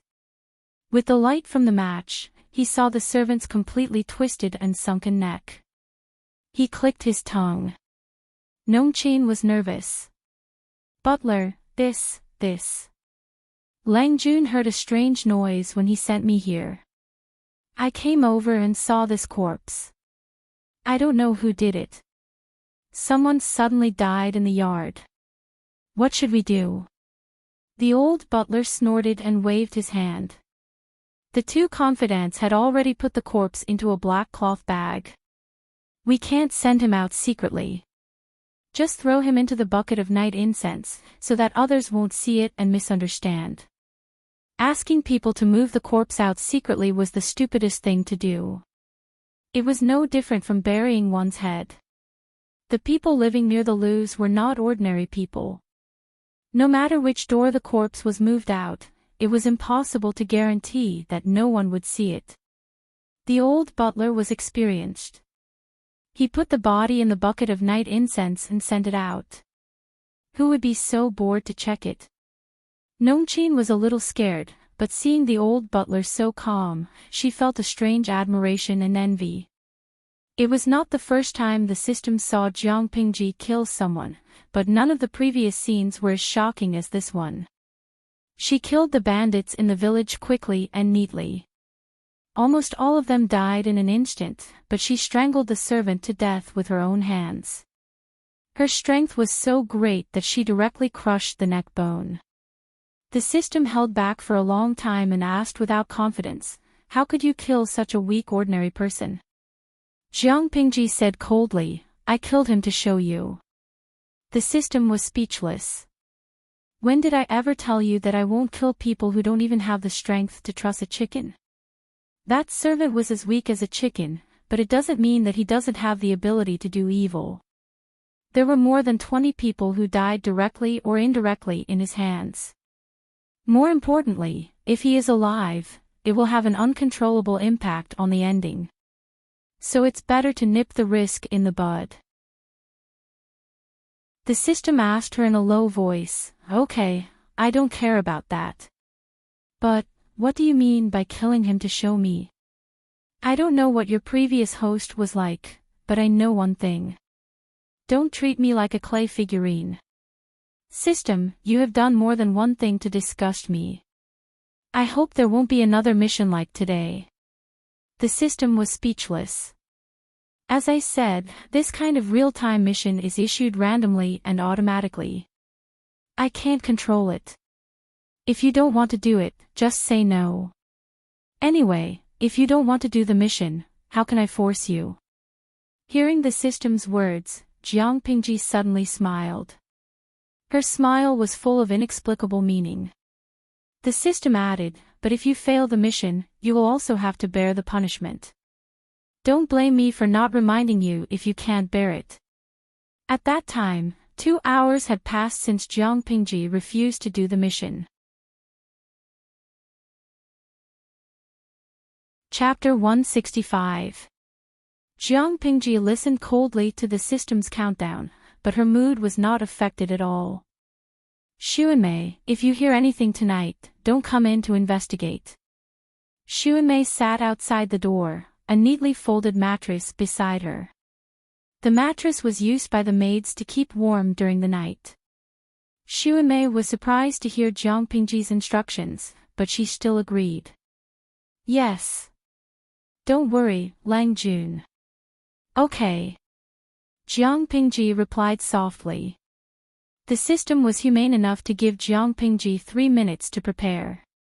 Jiang Pingji unhurriedly took off her outer garment, leaving only her moon-white inner garment. She sat on the mattress and calmly waited for the system's punishment. 3, 2, 1.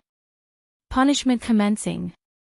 As the system's cold countdown ended, in that instant, a strange and explosive energy instantly enveloped his entire body. From the surface of his skin, it fiercely flowed throughout his body like a hot knife through butter. Every muscle in his body seemed to have been violently crushed by something. Jiang Pingji was forced to bend over from the pain. She lay on the mattress, making only a slight sound.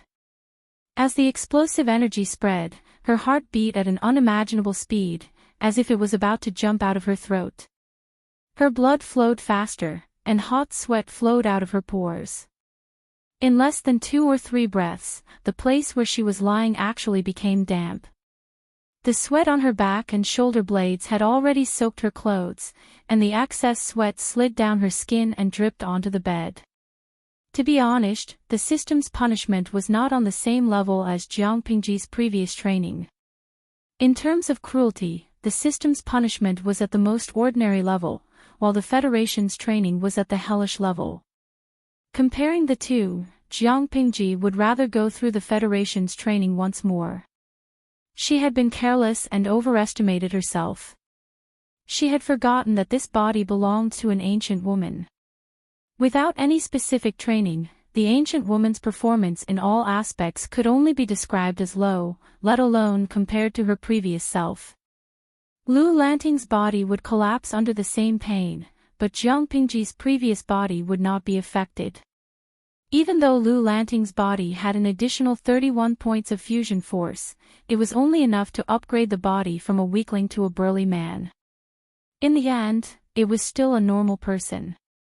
In terms of numbers, it was not even comparable to a genetic warrior. Under such circumstances, Jiang Pingji was faced with a very awkward situation. His spirit and will were strong enough, but his body had already reached the limit of collapse. Her face was slightly twisted because of the pain, but the corners of her lips curled up into a twisted and strange smile, with a hint of mockery. Although she didn't know how the system graded the pain of the electric shock, after experiencing it herself, she was very clear about one thing: the so-called level 5 electric shock just happened to be the limit of this body's endurance. If it was just a little bit heavier, the body would collapse first and die. From the start of the punishment, the system had entered a state of indifference as a bystander, coldly watching as she accepted the punishment, waiting for her to give in and beg for mercy. Wasn't it good for the system and the host to mutually benefit each other? Why was he so violent and uncooperative? Wasn't this harming the interests of both parties?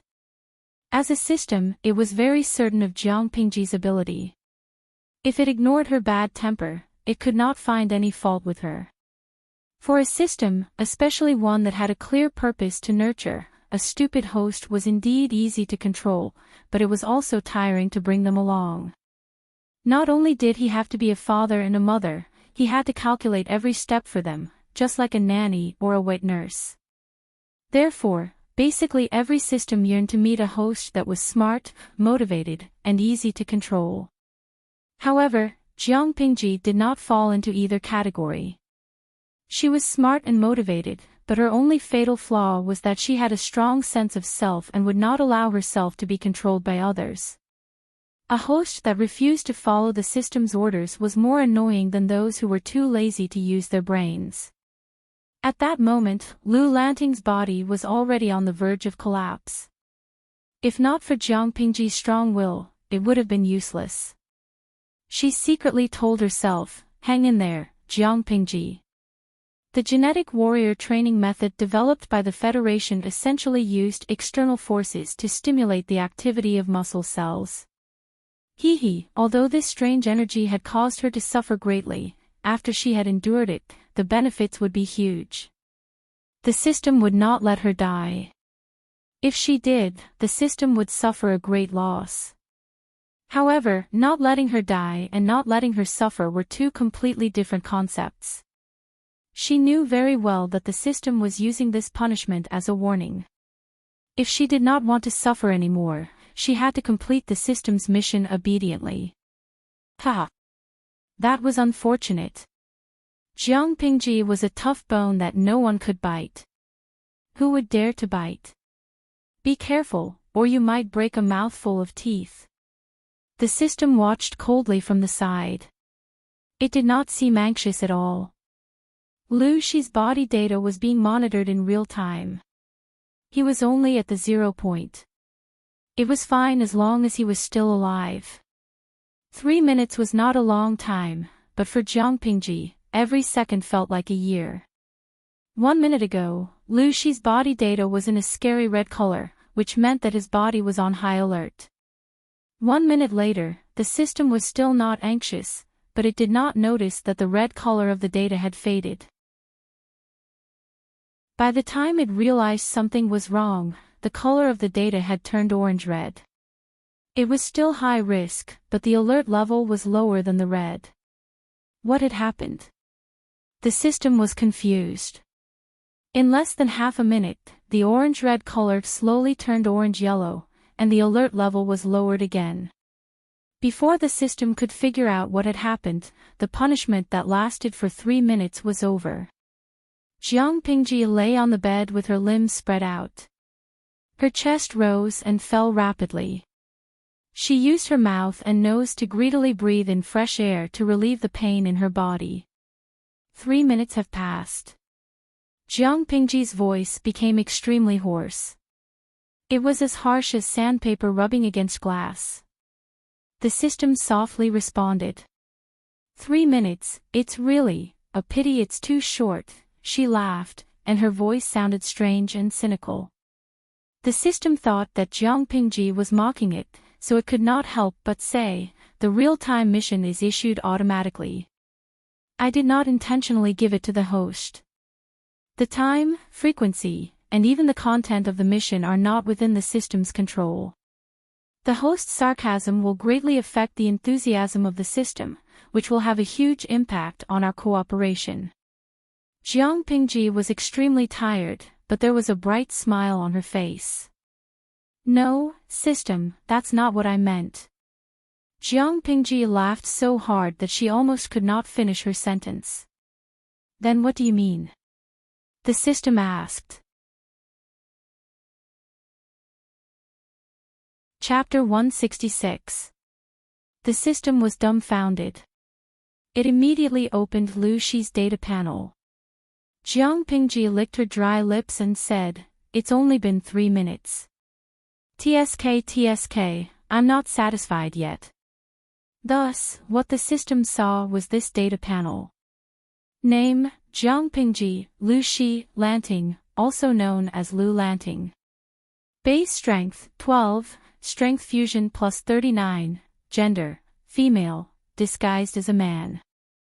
Replaced her deceased brother, Lu Lanting, age, 41, 12, born in the 3rd year of Tianwu's Flower Festival birth, the 2nd son of the Lu family in Hejin County. Fiancé, Wei Jingxian, the 2nd daughter of the Wei family in Hejin County. Specialties, 6 arts of rights, beginner, combat, expert, analysis, expert, other abilities, temporary, attributes, charm, hidden 33, appearance, 75, channel, streaming, activated, host level 2. Compared to the initial data, Jiang Pingji's hidden charm value had unknowingly increased to 33 points. Her appearance value did not change. The streamer's level had risen to level 2 because of the upgrade card, but that was not the main point. The main point was the integration of force. Strength fusion plus 39. When Jiang Pingji first arrived in this world, her strength fusion was 30 points. She continued to use points, but it only increased by 1 point. Before the system's punishment, her strength fusion was 31 points. But now, 39. That was not all. Her unshakable base strength of 5 points had increased to 12 points. Strength fusion was a combination of her previous life strength and brought it to this world. It was a cheat, but the base strength was the body's own strength. An increase in the base strength meant that all aspects of the body had improved. That was why Jiang Pingji regretfully said that 3 minutes was too short. System. Jiang Pingji called out to the system in the quiet room. "Speak. What's the matter?" She smiled wickedly and supported her face with her hand. "When will the next real-time mission be issued?" The system was like gunpowder whose fuse had been ignited, instantly exploding. Jiang. Pang. Ji.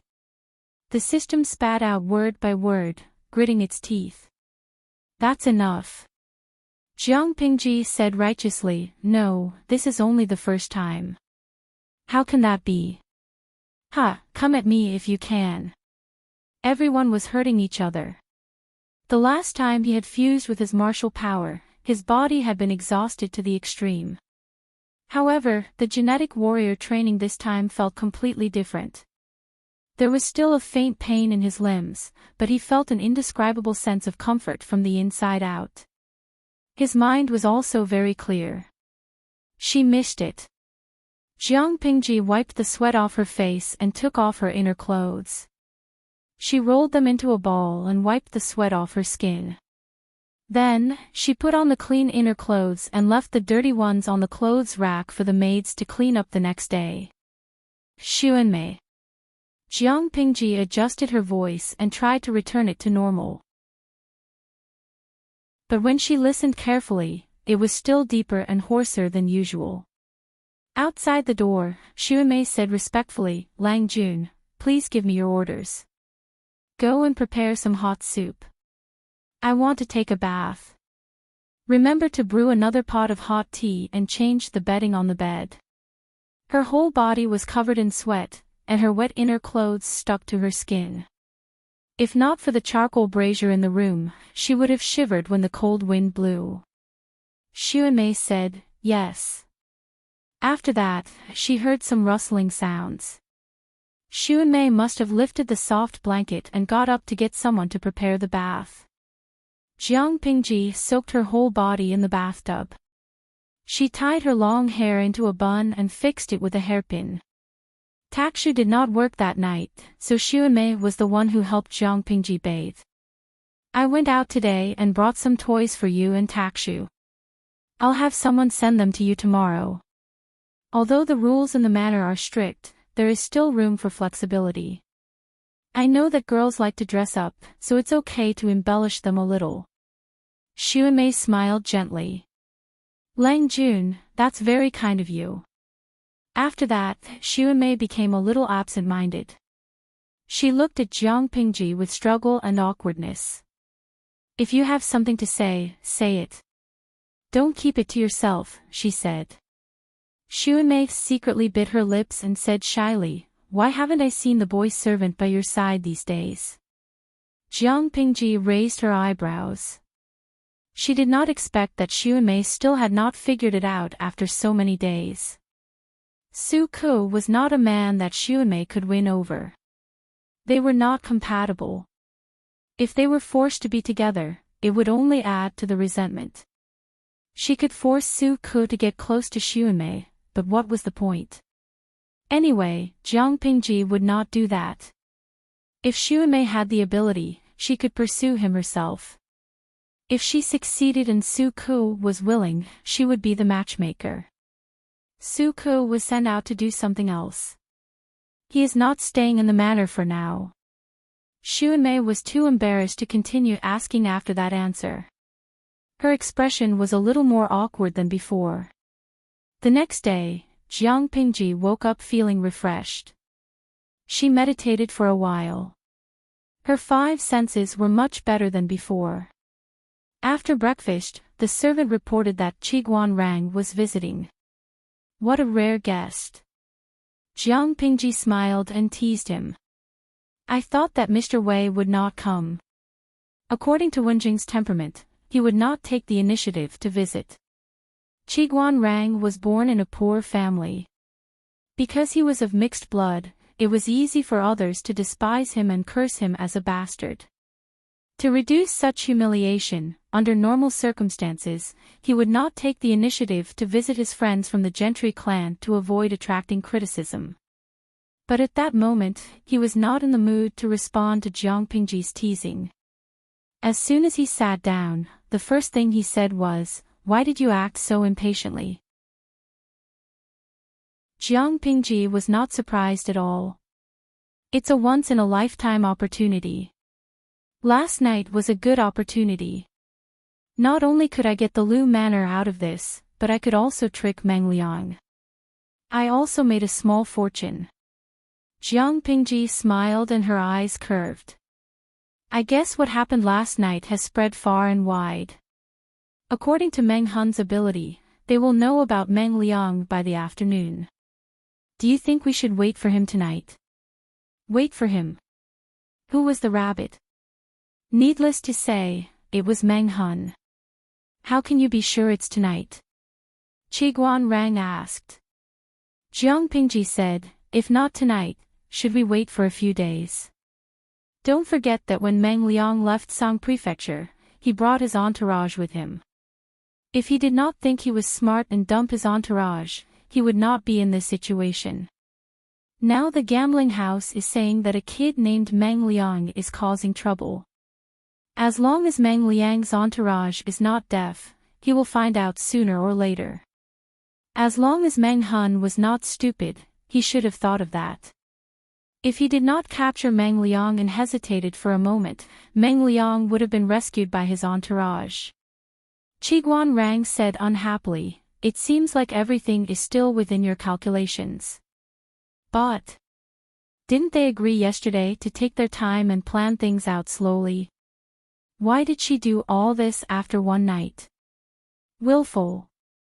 She almost ruined the good situation.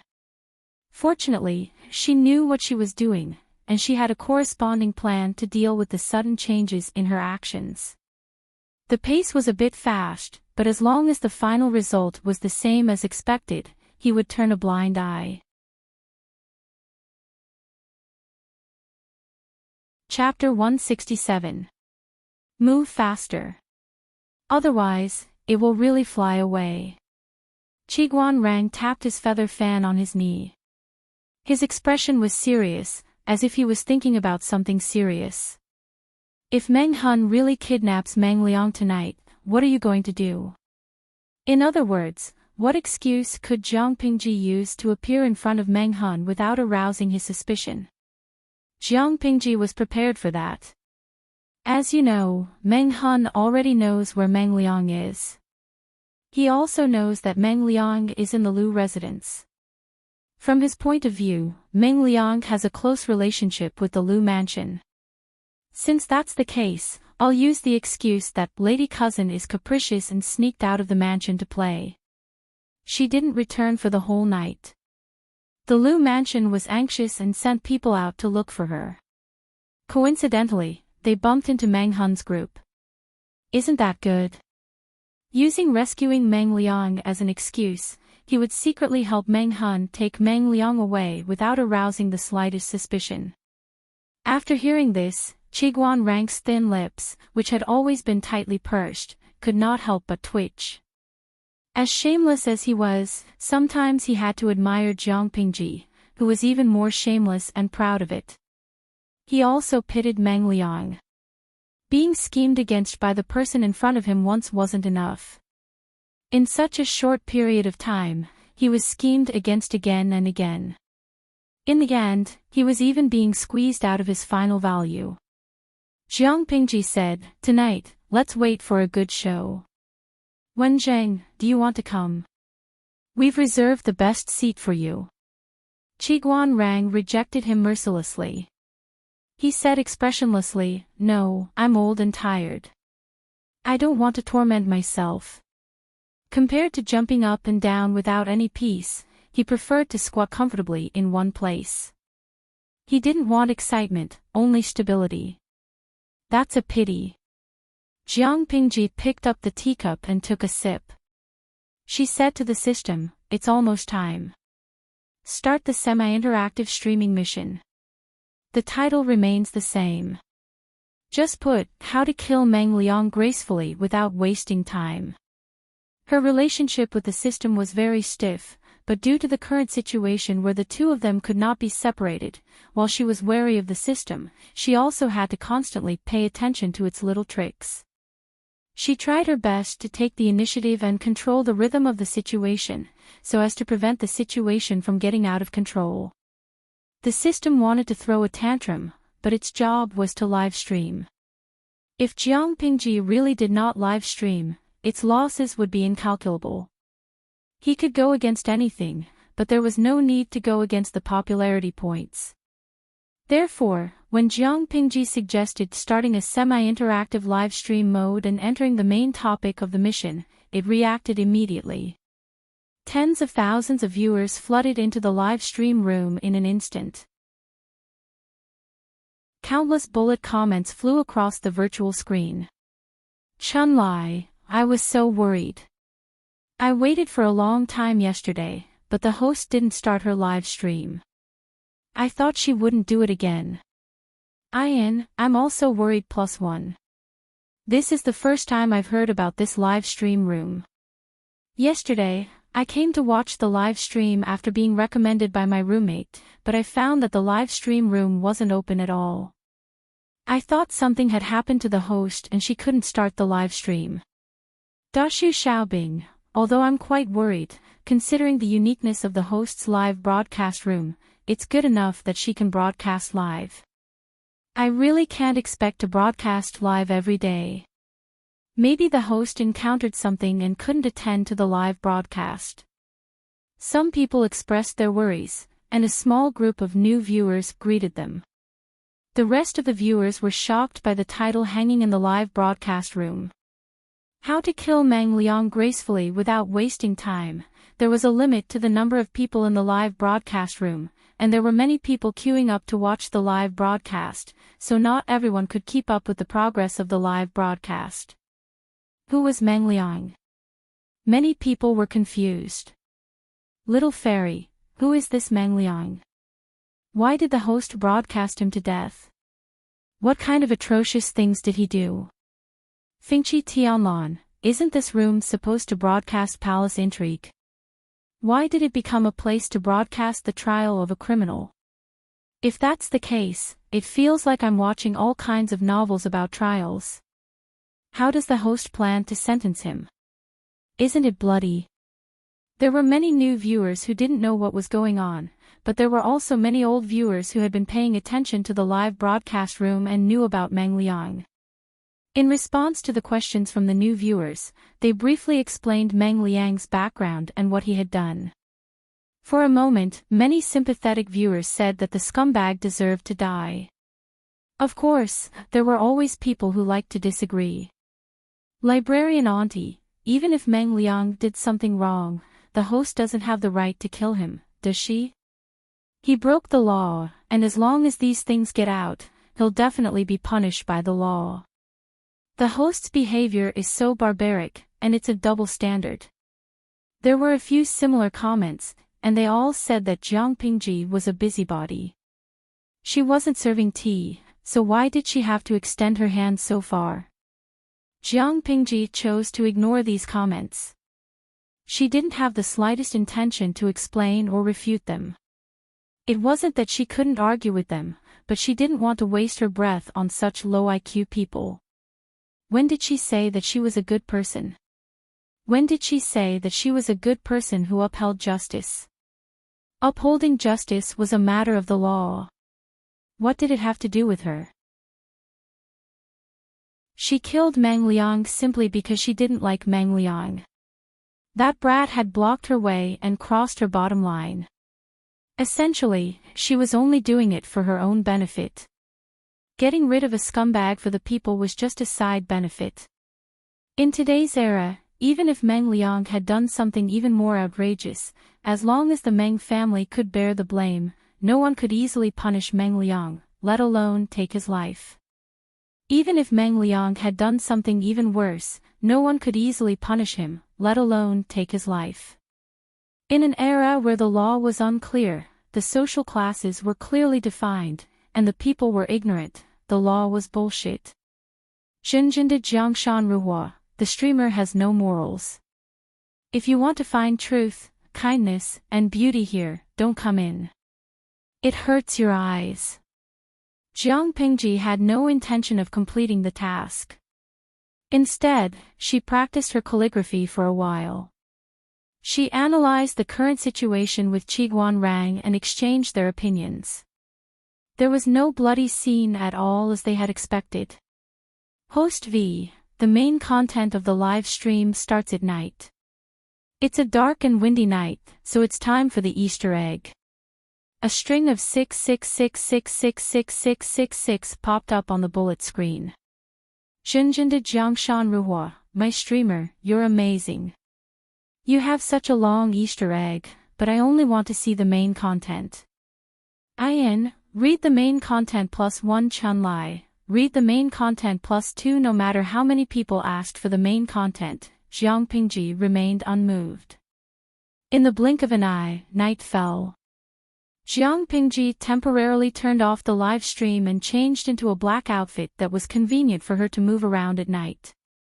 She raised her hand and pulled the black mask over her face, covering most of her face. County Chief, do you think the news is true? Didn't you say that the bastard was hiding in the loos?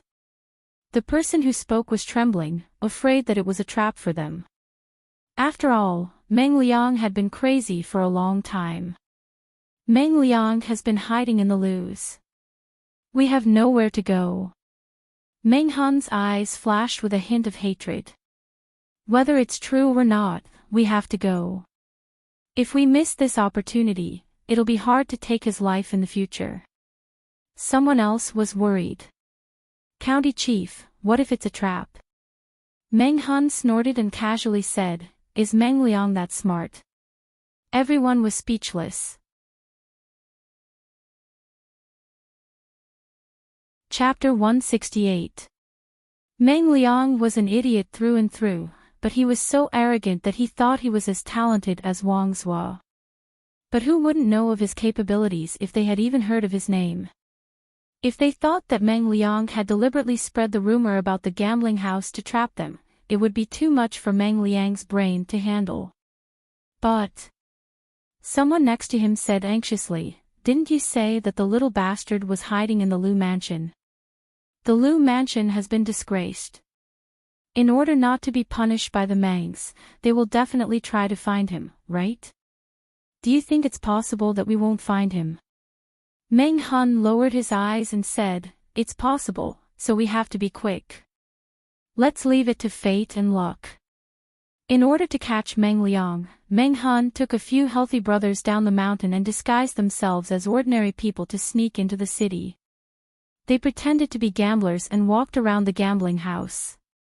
With the excuse of going to the toilet, they got a rough idea of the internal structure of the gambling house. I heard that this gambling house often does immoral things. They lock the people they catch in the woodshed. If the little bastard is really here, he's probably locked in there too. This is the general structure of the gambling house, and the woodshed is here. The man who spoke was originally a scout, specializing in gathering information from the front line. Now he just wanted to get a feel of the gambling house, so it wasn't difficult for him. There are a lot of thugs in this gambling house. If we rush in and grab him, we might make a big deal out of it. It'll be hard to get out of the city tomorrow, someone suggested. One of them suggested, then let's wait until nightfall and take advantage of the darkness to sneak over and capture them. Meng Hun nodded. Let's do that. Before we do it, we need to keep an eye on the front and back doors of the gambling house. As the sky darkened, the woodshed was shrouded in darkness. Everyone's vision was dim, and the air was filled with pungent dust. Meng Liang was tied up with a rough hemp rope. He lay on the ground and curled up into a small ball. His long eyelashes trembled along with his erratic breathing, and his eyebrows would occasionally furrow slightly. Coupled with the bruises on his face, he looked very pitiful. Even though people knew he was a man, they still couldn't help but look at him with love and sympathy. There were two thugs outside the woodshed. One of them was standing while the other was sitting. They were chatting casually, and the content of the conversation was related to Meng Liang. "Hey, that kid is still stubborn and unwilling to confess." One of the thugs rubbed his arms to dispel the coldness of the night. He spat at the corner of the wall and said unhappily, "What's the point of doing this? If the boss is angry, he can do anything." Another person said, "Hey, it's not that the kid doesn't want to tell us. It was clear that there was something wrong with his throat. He couldn't use his hands and couldn't write. The strange thing was that the doctor came over to take a look and said that there was nothing wrong with him. This made the boss very angry." Meng Liang had lost a debt of several thousand taels of silver, but his partner had won more than 4,000 taels of silver from the gambling house and escaped. Was the gambling house losing money? It was a small business and didn't accept credit. He didn't expect that after working so hard to run such a gambling house and going against his conscience to earn so much black-hearted money, he would be tricked by a few young lads in the end. All the money he had painstakingly earned over the years went into someone else's pocket. It would be strange if the gambling house owner wasn't furious. They forced Meng Liang to ask about Jiang Pingji and Nongqin's whereabouts, but the sissy kid was still putting on airs and wouldn't talk. In the beginning, the owner of the casino and the thugs thought Meng Liang was just being stubborn, so they gave him a good beating. Meng Liang screamed in pain after being hit twice. He didn't look like someone with a backbone at all. He didn't even beg for mercy. His watery eyes were swollen from crying. The thug from before asked, "Isn't this kid pretending?" The thug rolled his eyes in disdain. "Pretending? How is this pretending?" Every time he was hit, he would howl like a pig being slaughtered. He knelt when he was told to. His knees were as soft as mud. Did he have any backbone? You didn't see him crying while hugging the boss's leg. Girls aren't that weak. But didn't we say that the kid might be from one of those noble families? The thug continued to roll his eyes. Have you seen any noble as weak as the one inside? Even though I don't know how to read, I know that the real nobles would rather have their heads chopped off than kneel and beg. So, the one inside is a fake. Because it was the night shift, the thug went home to sleep during the day and missed a lot of things. Speaking of this, the thug suddenly chuckled. He put one hand on his partner's shoulder and whispered mysteriously, "Of course he's a fake. Have you seen any noble more coquettish than those young men in the south courtyard? That face is as beautiful as a fairy, but it's so coquettish inside." The boss was so angry that he asked his brothers to teach him a lesson and make him give in. Guess what happened in the end? He. In the woodshed, the unconscious Meng Liang slowly woke up. When he heard the conversation, he was so angry that he almost broke his teeth. Then what does boss plan to do with him? Meng Liang heard another person say, "What else can we do?" If he couldn't catch the other two, and the one inside couldn't say anything, what was the point of keeping him alive? One more day means one more person's food. But he's really good looking. He's even prettier than the top Langjuns in the south courtyard. If we take good care of him, teach him well, and sell him for 3 to 5 years, he'll be able to hook up with some rich people. Maybe the boss will earn a few times more. What kind of place was the south courtyard? It was commonly known as a brothel, a place that sold men. It was also a brothel frequented by many men who liked men. When Meng Liang heard this, he was so angry that he almost fainted.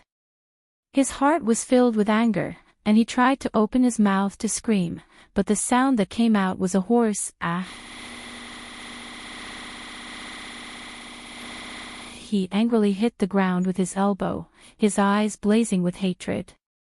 Meng Liang hated those gangsters who had humiliated him, but he hated Lu Shi even more. The people in the casino didn't know what it meant to be kind to a woman. They slapped him several times to wake him up, and then they tortured him. He tried to open his mouth to speak and scold these lowlifes, but his throat seemed to have been stolen. He couldn't say anything, as if he was born mute.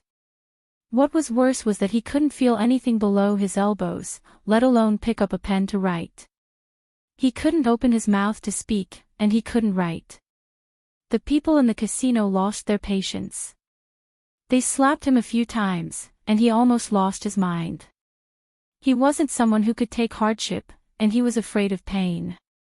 Soon, he couldn't take it anymore.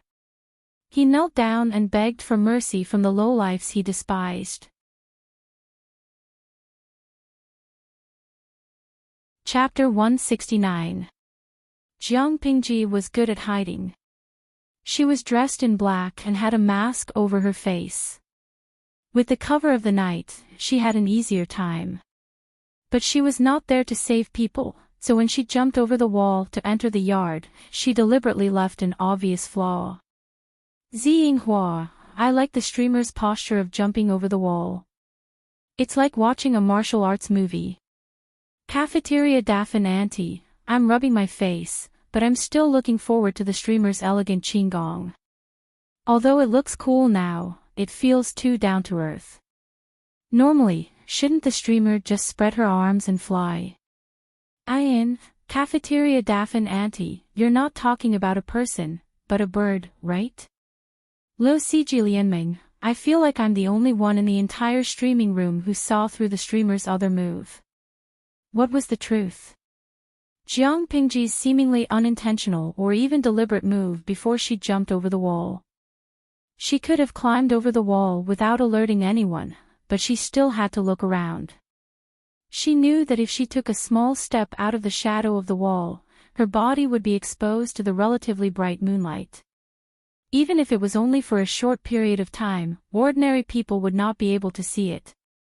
But Meng Hun and his men had been guarding the back door of the gambling house for a while. How could they not see it? Oh no! Someone with suspicious movements has gone in. The scout beside Meng Hun said in a low voice at the same time. They all looked gloomy. Is it the Lus or the Meng's entourage? Meng Hun analyzed.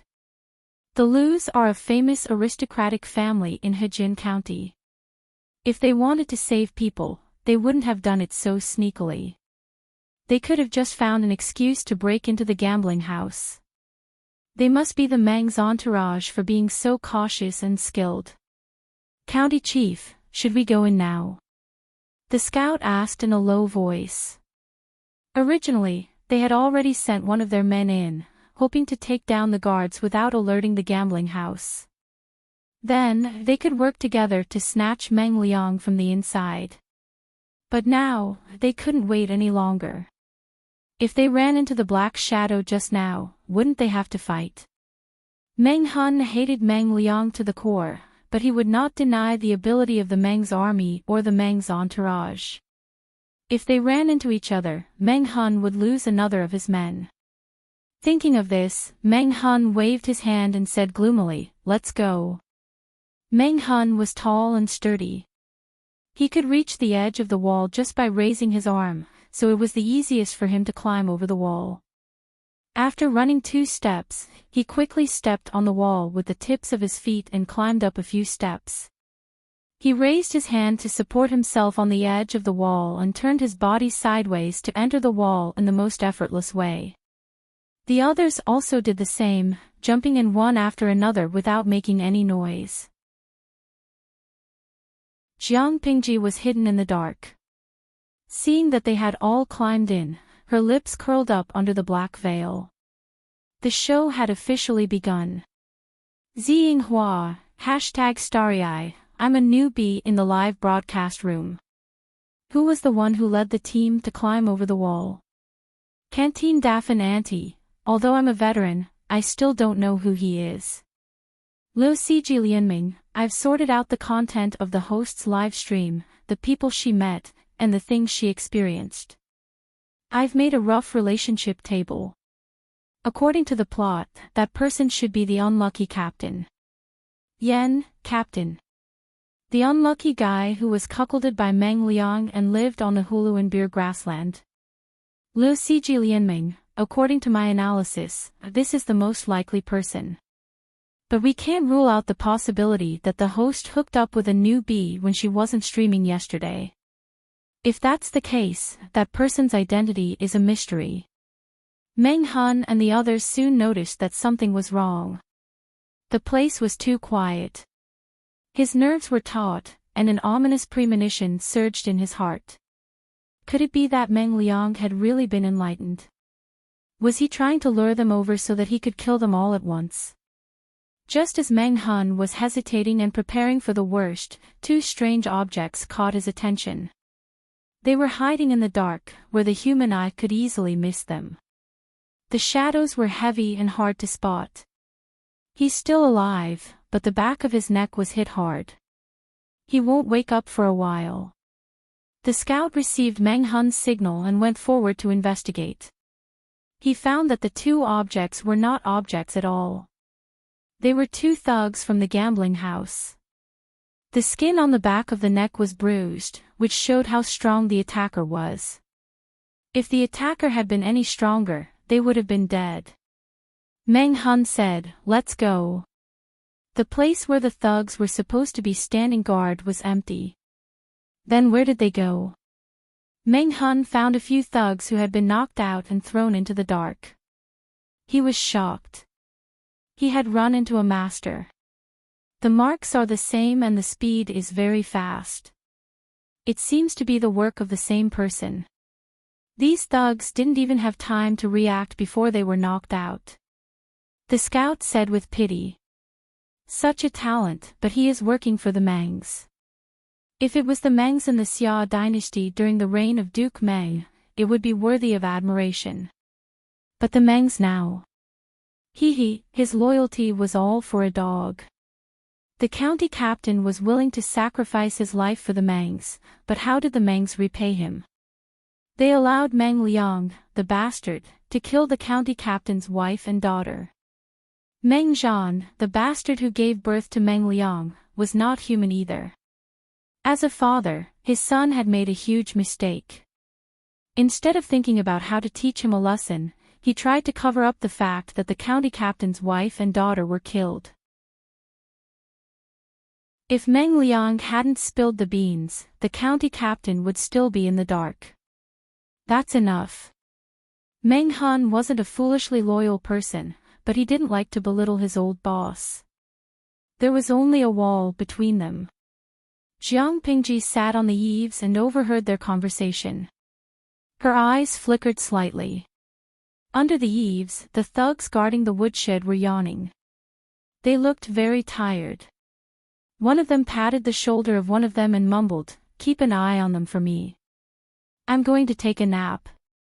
"Don't worry. Not many people come here. If the boss comes to check on us, I'll call you." The gambling house had some prestige in the vicinity. Normal hooligans did not dare to cause trouble there. The hired thugs only needed to guard the door and occasionally go out to collect debts. Their work was still very leisurely, except when the owner came down to patrol and was on guard duty, they could slack off. As soon as the two of them finished talking, they saw a shadow flash in front of them, and a cold wind blew. One of them raised his hand and rubbed his arm, shivering as he said, Did you see anything just now?" The other man's teeth were chattering as he stuttered, You also saw a shadow." Chapter 170. They didn't have to be afraid of ghosts knocking on their door if they didn't do anything shameful. But did they dare to promise that they hadn't done anything shameful? Instead of saying that they saw a ghost, it was more accurate to say that there was a ghost living in their hearts. While they were panicking, the back of their necks suddenly suffered an unspeakable blow. In the next second, the pain spread throughout their bodies. Their eyes were filled with darkness. Before they could open their mouths, their eyelids felt as heavy as lead. It was as if the world had been turned upside down. Before they could even realize that they were dizzy, their consciousness had already sunk into darkness. Thud. Thud. It was the dull sound of a heavy object falling to the ground. Jiang Pingji was hanging upside down on the eaves. She used strength from her waist to climb up the eaves. She loosened her legs and landed easily. Jiang Pingji kicked the two unconscious thugs to the side. She skillfully removed all the door handles from the door. She pushed the wooden door open and clearly saw Meng Liang curled up on the ground. Meng Liang was also awake, but the anxiety and fear in his heart had reached its peak. When the wooden door was opened, the cold wind from outside poured in. His skin shivered and he had goosebumps. With the dim moonlight outside, Meng Liang could barely see the figure of the person. He was delighted, thinking that it was his entourage who had come to rescue him. He regained his usual arrogance and showed an angry face to Jiang Pingji. Although he could only make vague, sounds, it was obvious from his angry tone that the words he wanted to say were not pleasant to the ear. Jiang Pingji's eyes showed concern. She was not angry at Meng Liang's attitude at all. Just as she was about to go forward and untie the ropes on his hands and feet, a gust of cold wind blew behind her. The audience in the streaming room all screamed. The bullet screen was filled with reminders, afraid that Jiang Pingji would be ambushed and hurt. Dashu Xiaobing, there's someone behind you. As the cold wind blew, Jiang Pingji bent over and touched the knot of the ropes with her fingertips. Seeing that Jiang Pingji was about to be stabbed in the back, she suddenly moved sideways. The sharp blade did not hit her, but Meng Liang's arm. Blood splashed everywhere. Meng Liang felt the pain and opened his mouth to let out a strange and hoarse howl. Meng Han and his comrades fought together, so they had a tacit understanding of each other. Even without any verbal communication, the others already knew what Meng Han was planning. Meng Han understood. Meng Han entangled Jiang Pingji so that she would not have the time to worry about Meng Liang. The others took advantage of the chaos to kidnap Meng Liang. The people in the live streaming room were in an uproar. Yu Yecheng, F***CK, one more.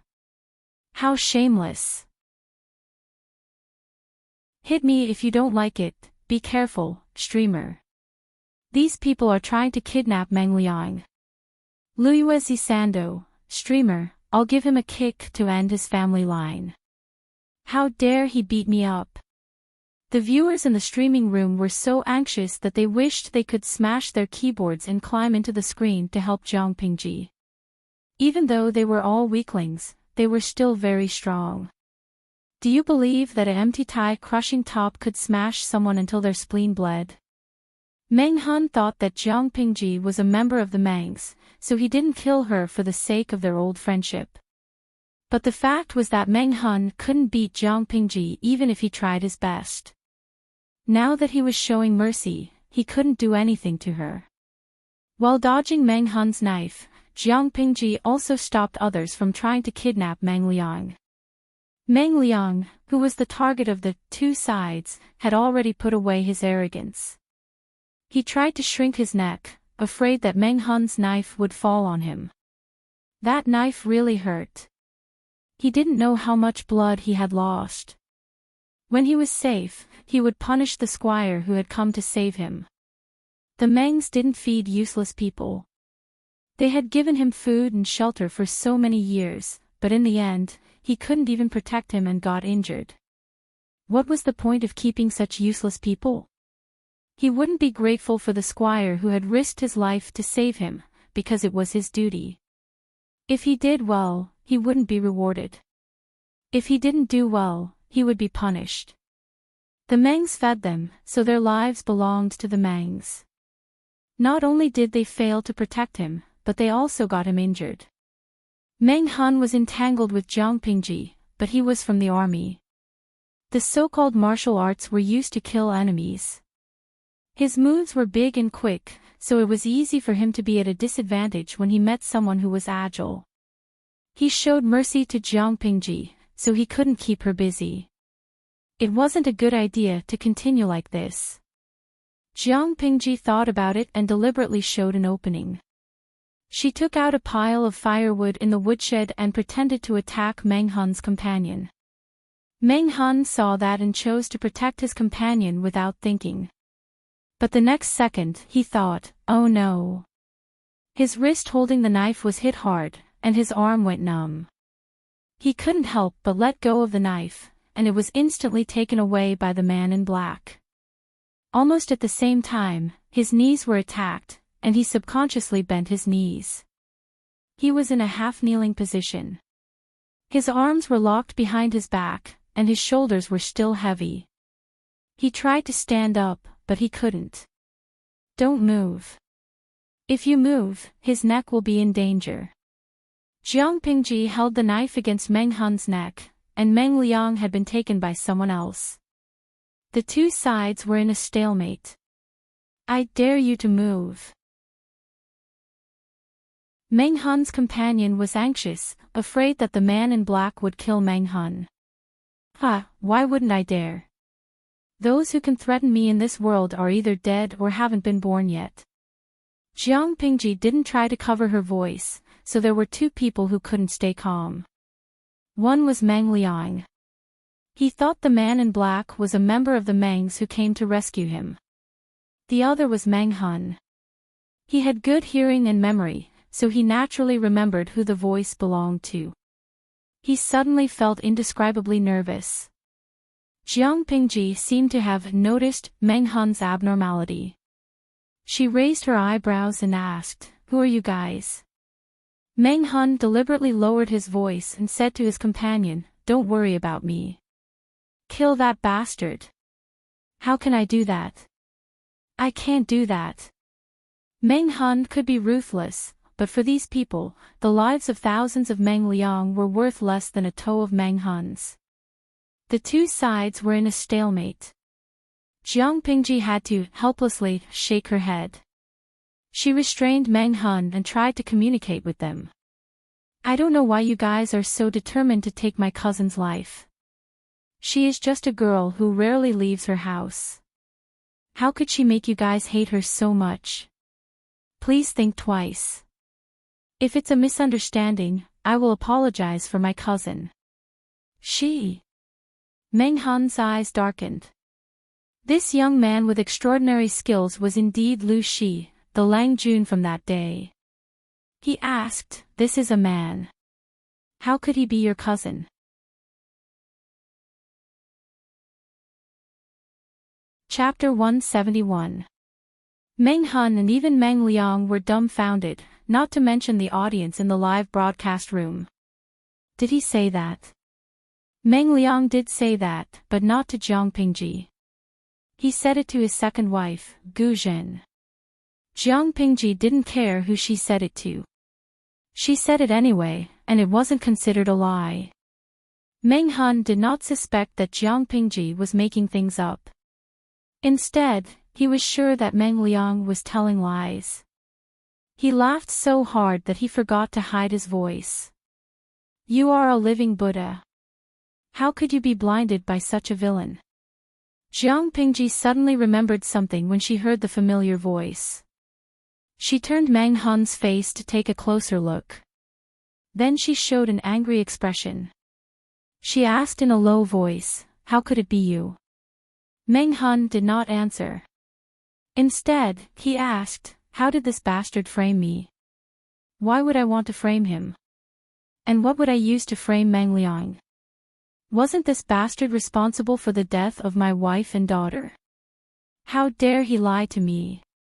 Jiang Pingji looked at Meng Liang coldly and then at Meng Hun, who was full of hatred. She was hesitant.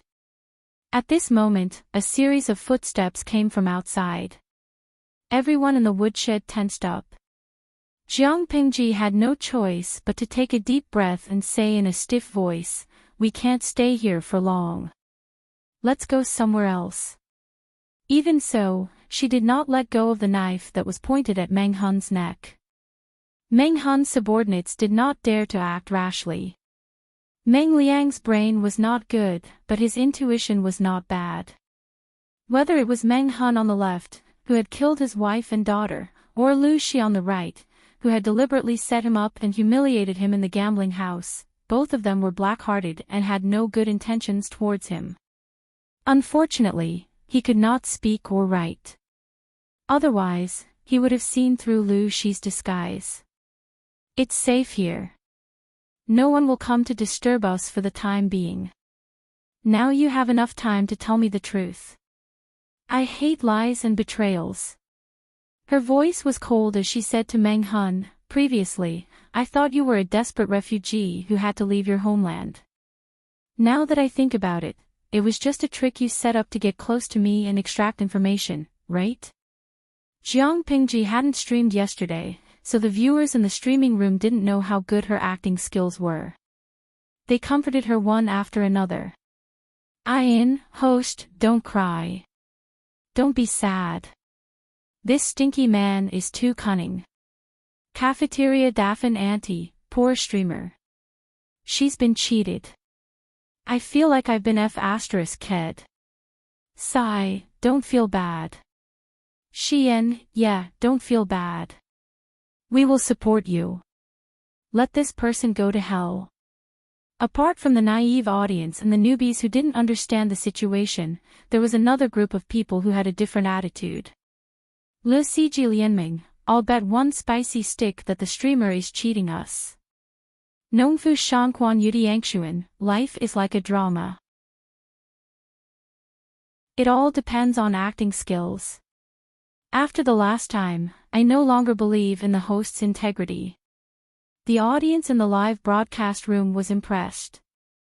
One by one, they scratched their ears and cheeks. Some of them had seen through the truth, but most of them still sympathized with the streamer. Jiang Pingji accepted the sympathy generously, but she still had to show off her acting skills. Meng Hun pursed his lips and cupped his hands at her. "It's my fault. I wasn't honest with you. But this matter concerns the lives of my comrades, so I have to hide it. It doesn't matter if I die, but I'm afraid I won't be able to kill the enemy." Jiang Pingji loosened her grip on Meng Hun's neck. Meng Hun felt it and sighed in his heart. Lu Shi's Lang Jun was good at martial arts, but he was kind and soft-hearted. It was too easy for him to be taken advantage of. Jiang Pingji didn't seem to notice the change in Meng Hun's expression. She asked sternly, "You said my cousin." "No, my cousin was deceiving me." "What's going on? Didn't you cause the war in Meng County in Tsang Prefecture?" "The war spread and many people suffered because of it." Meng Hun felt a pain in his heart. Jiang Pingji had evoked the worst memory in his heart. He didn't think too much at that time because he wanted to avenge his wife and daughter. He brought his brothers to rebel against the Mangs and burned down the county governor's manor. But he didn't expect the Mangs to be so short-sighted that they used the Mangs' army just to catch them. Meng Liang's evil deeds and the Mangs' exploitation of the common people had already caused a lot of resentment among the people. The Mangs' army exploited the merchants and the common people in the name of searching for Meng Hun and the others. It was called a search, but it was actually to loot the property of the innocent people and take their wives and daughters. The Mangs' army was no longer a famous and courageous army in the Xia dynasty. They were just a bunch of ruffians. Meng Hun rebelled against the Mangs. That was the fuse, but the real cause of the chaos in Meng County was the Mangs' army itself. But no matter what, the cause was Meng Hun. His lips trembled. "Although I don't know what kind of flowery words this bastard used to deceive you, I'm not a treacherous person. I've never done anything wrong to the Mangs, nor have I done anything wrong to the people of Meng County." Jiang Pingji's eyes wandered between Meng Liang and Meng Hun. Her eyes flickered as if she was thinking about whether their words were true or not. The others had heard about Jiang Pingji from Meng Hun, so they had a good impression of her. They did not act rashly. Jiang Pingji said, "If that's the case, why don't you tell me the truth from the beginning?" Meng Hun secretly heaved a sigh of relief. He knew that there was still room for negotiation. Not only was the young Lang Jun in front of him kind, but he could also tell right from wrong. "I'll have to start from a few months ago." Meng Hun took a deep breath and tried to calm himself down. Otherwise, he was afraid that he would strangle Meng Liang. He had his own plans. Meng Liang, that bastard, had to die. Otherwise, how could he go to hell to see his wife and daughter? After Meng Liang's death, Lu Shi could take his head to the Mangs and ask for an explanation. That way, the Mangs would owe him a favor. At the same time, he also hoped that Jiang Pingji could help his brother out for the sake of this. He did not care if he died, but he could not let his brothers die in vain. With that in mind, Meng Hun could barely calm down and tell the whole story. Although Meng Hun tried his best to calm down, his eyes were still red and tears were about to fall. The audience in the streaming room did not praise Meng Liang anymore. They all felt sorry for Meng Hun. It was a beautiful scene to see a delicate person crying in the wind. After watching it, one could only sigh and then feel nothing else. But Meng Hun was a 7-foot-tall man. His eyes were red because he was talking about something sad. The audience could see that he was trying his best to hold it in. His hands were clenched into fists. His knuckles were white and his eyes were fierce.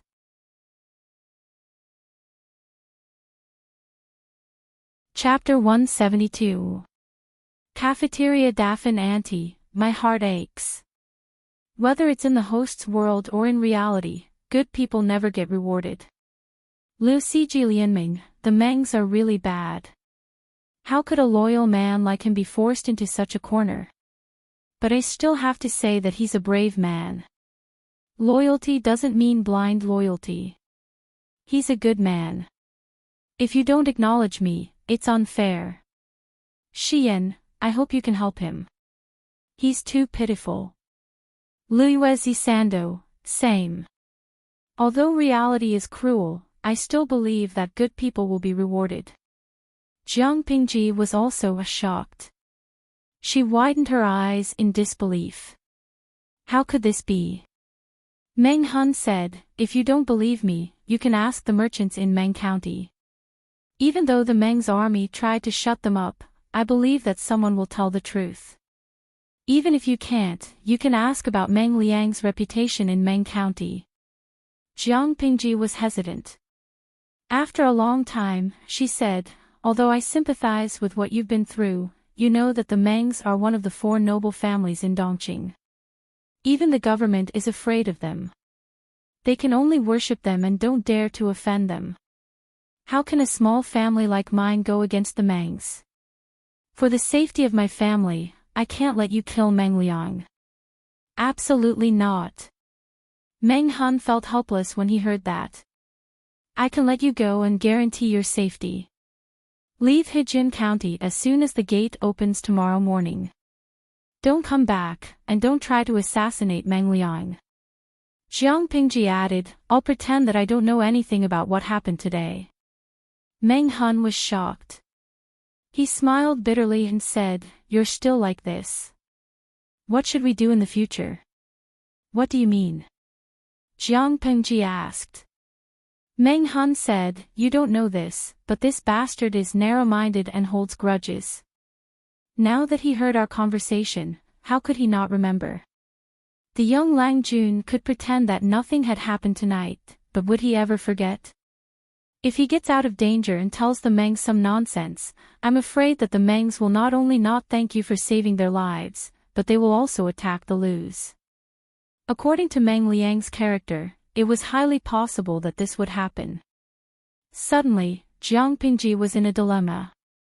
She said hesitantly, How is this possible? Meng Han said flatly, Why not? Meng Liang listened to the conversation between the 2 men, who had different thoughts. He was extremely anxious, but his hands and feet were tied up, and his life was in the hands of others. He couldn't make a sound, and he couldn't defend himself. He was so anxious that he was about to die. Although he did not know why Lu Shi had framed him, he was clear about one thing. In Lu Shi's hands, at least he had a way out. If Lu Shi was convinced by Meng Han, he would be dead. Behave yourself, or I'll pinch you to death. One of Meng Han's henchmen kicked Meng Liang's thigh, and Meng Liang almost exploded as if someone had stepped on his tail.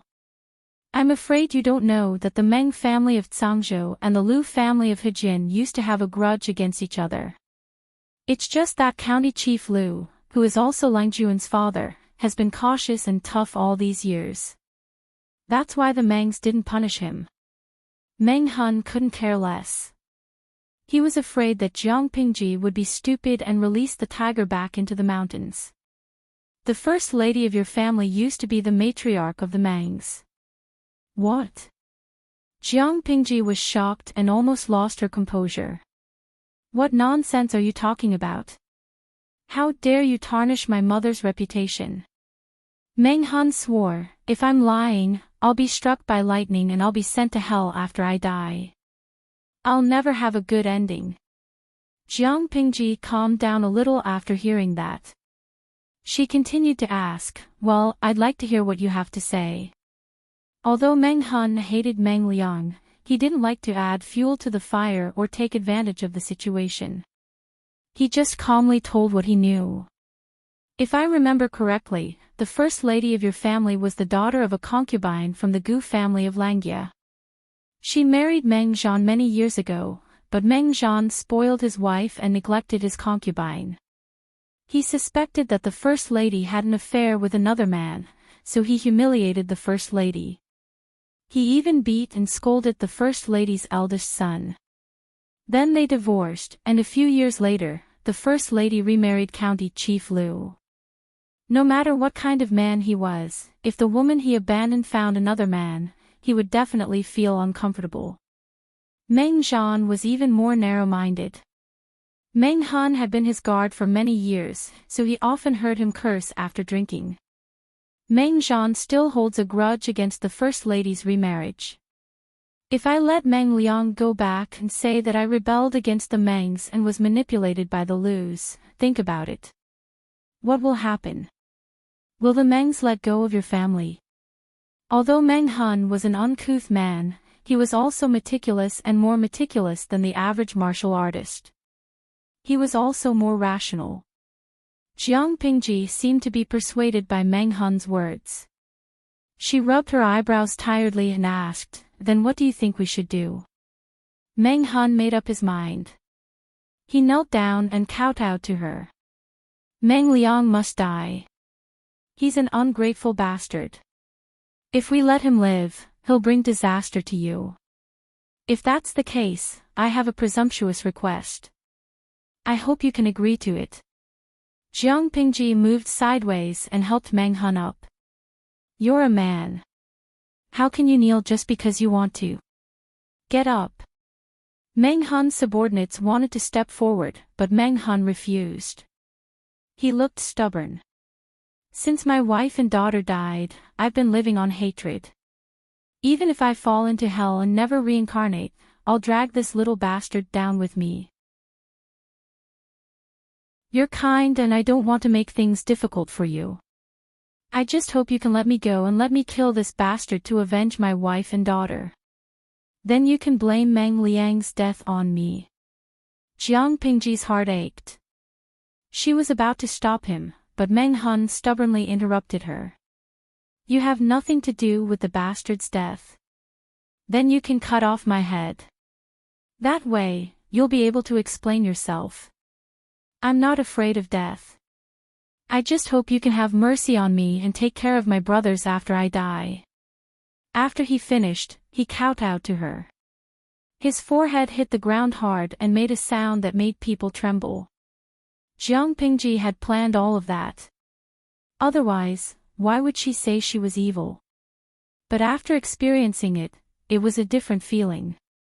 People with a sincere heart were often able to move people's hearts, including Jiang Pingji. She helped Meng Hun up with an irresistible force.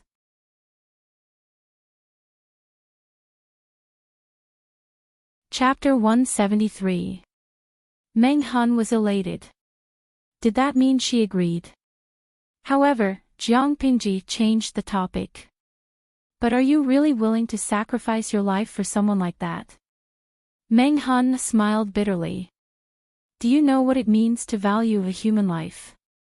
My life is worthless, but it's worth it if it can be exchanged for Meng Liang's life. There are many people in Meng County who want him dead, but they don't even know where he is, let alone kill him to avenge their loved ones." Jiang Pingji sighed and said, "You won't be satisfied until you kill him?" Meng Hun nodded. "Yes, Meng Liang has to die. Otherwise, I won't let him go even if I become a vengeful spirit." Meng Liang was already in despair. He knew he couldn't escape this time. He screamed until his throat was hoarse, but he still couldn't defend himself. Did he do wrong? What did he do wrong? He was born a member of the Mangs. He was born to enjoy wealth and glory. So what if one or two of those peasants died? There was only one word to describe him: unrepentant. Jiang Pingji sighed.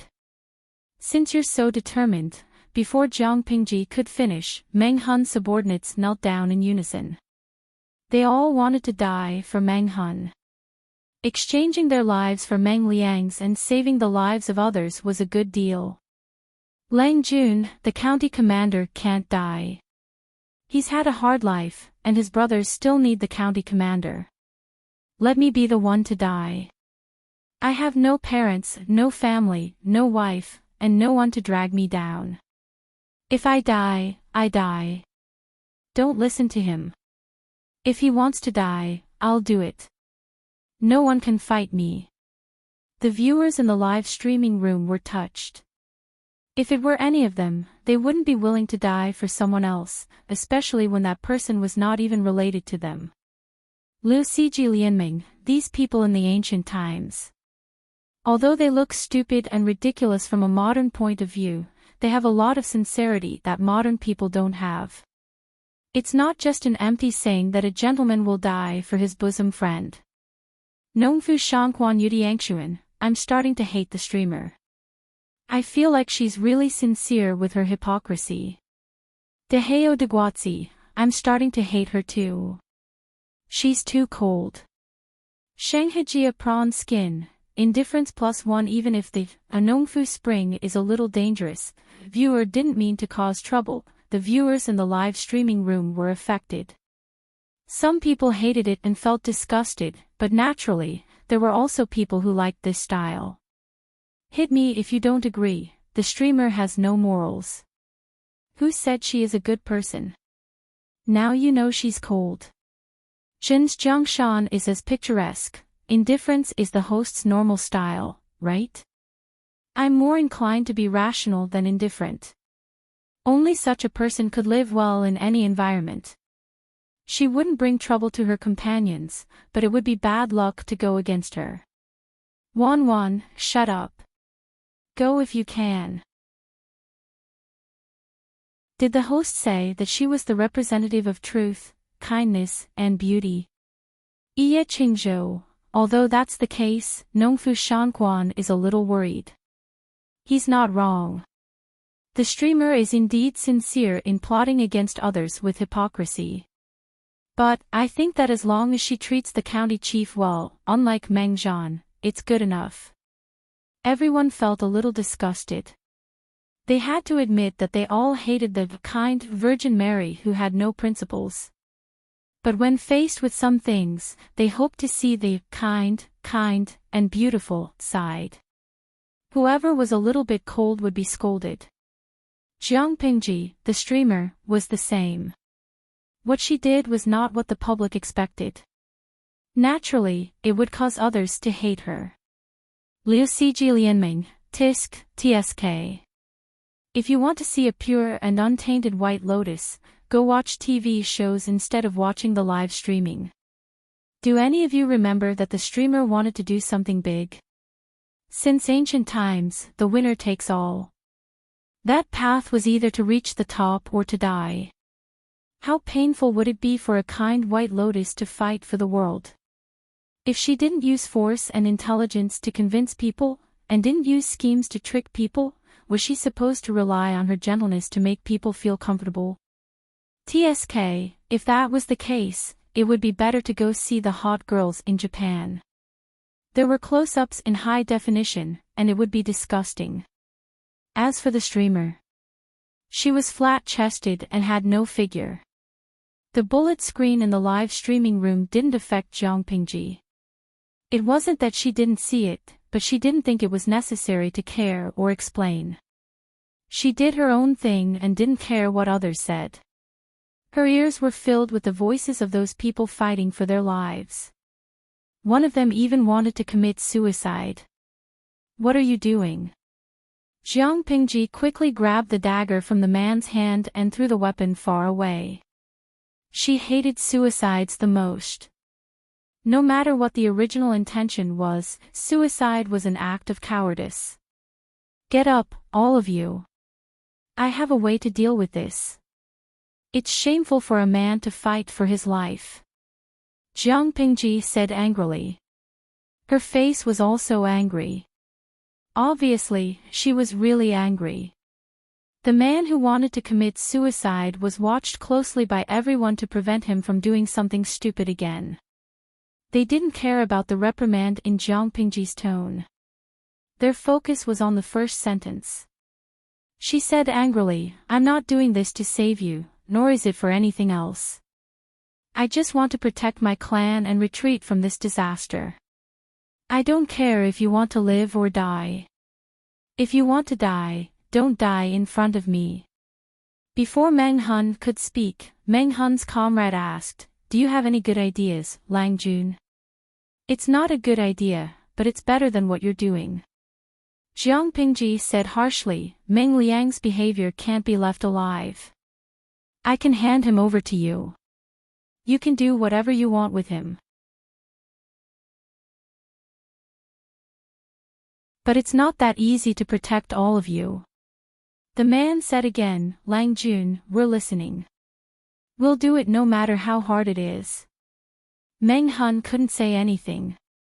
He was also the focus of his comrades' attention. They didn't want him to commit suicide. First of all, you have to bear the crime of kidnapping and killing Meng Liang. The man made a sound of doubt and said blankly, we should have killed him. Why would anyone fight for the crime? Jiang Pingji was speechless. To be honest, young man, you're kind of cute. She ignored the young man's words and continued, the Mengs won't give up after hearing the news. Meng Hun had something to say. Meng Zhan has always been suspicious of the first Langjuan's bloodline. He doesn't recognize him. He has hinted many times that he wants Meng Liang to inherit the clan. If Meng Liang dies, the first Langjun will be the heir of the Mengs. Meng Zhan doesn't want that to happen. If Meng Liang died, Meng Zhan might really explode.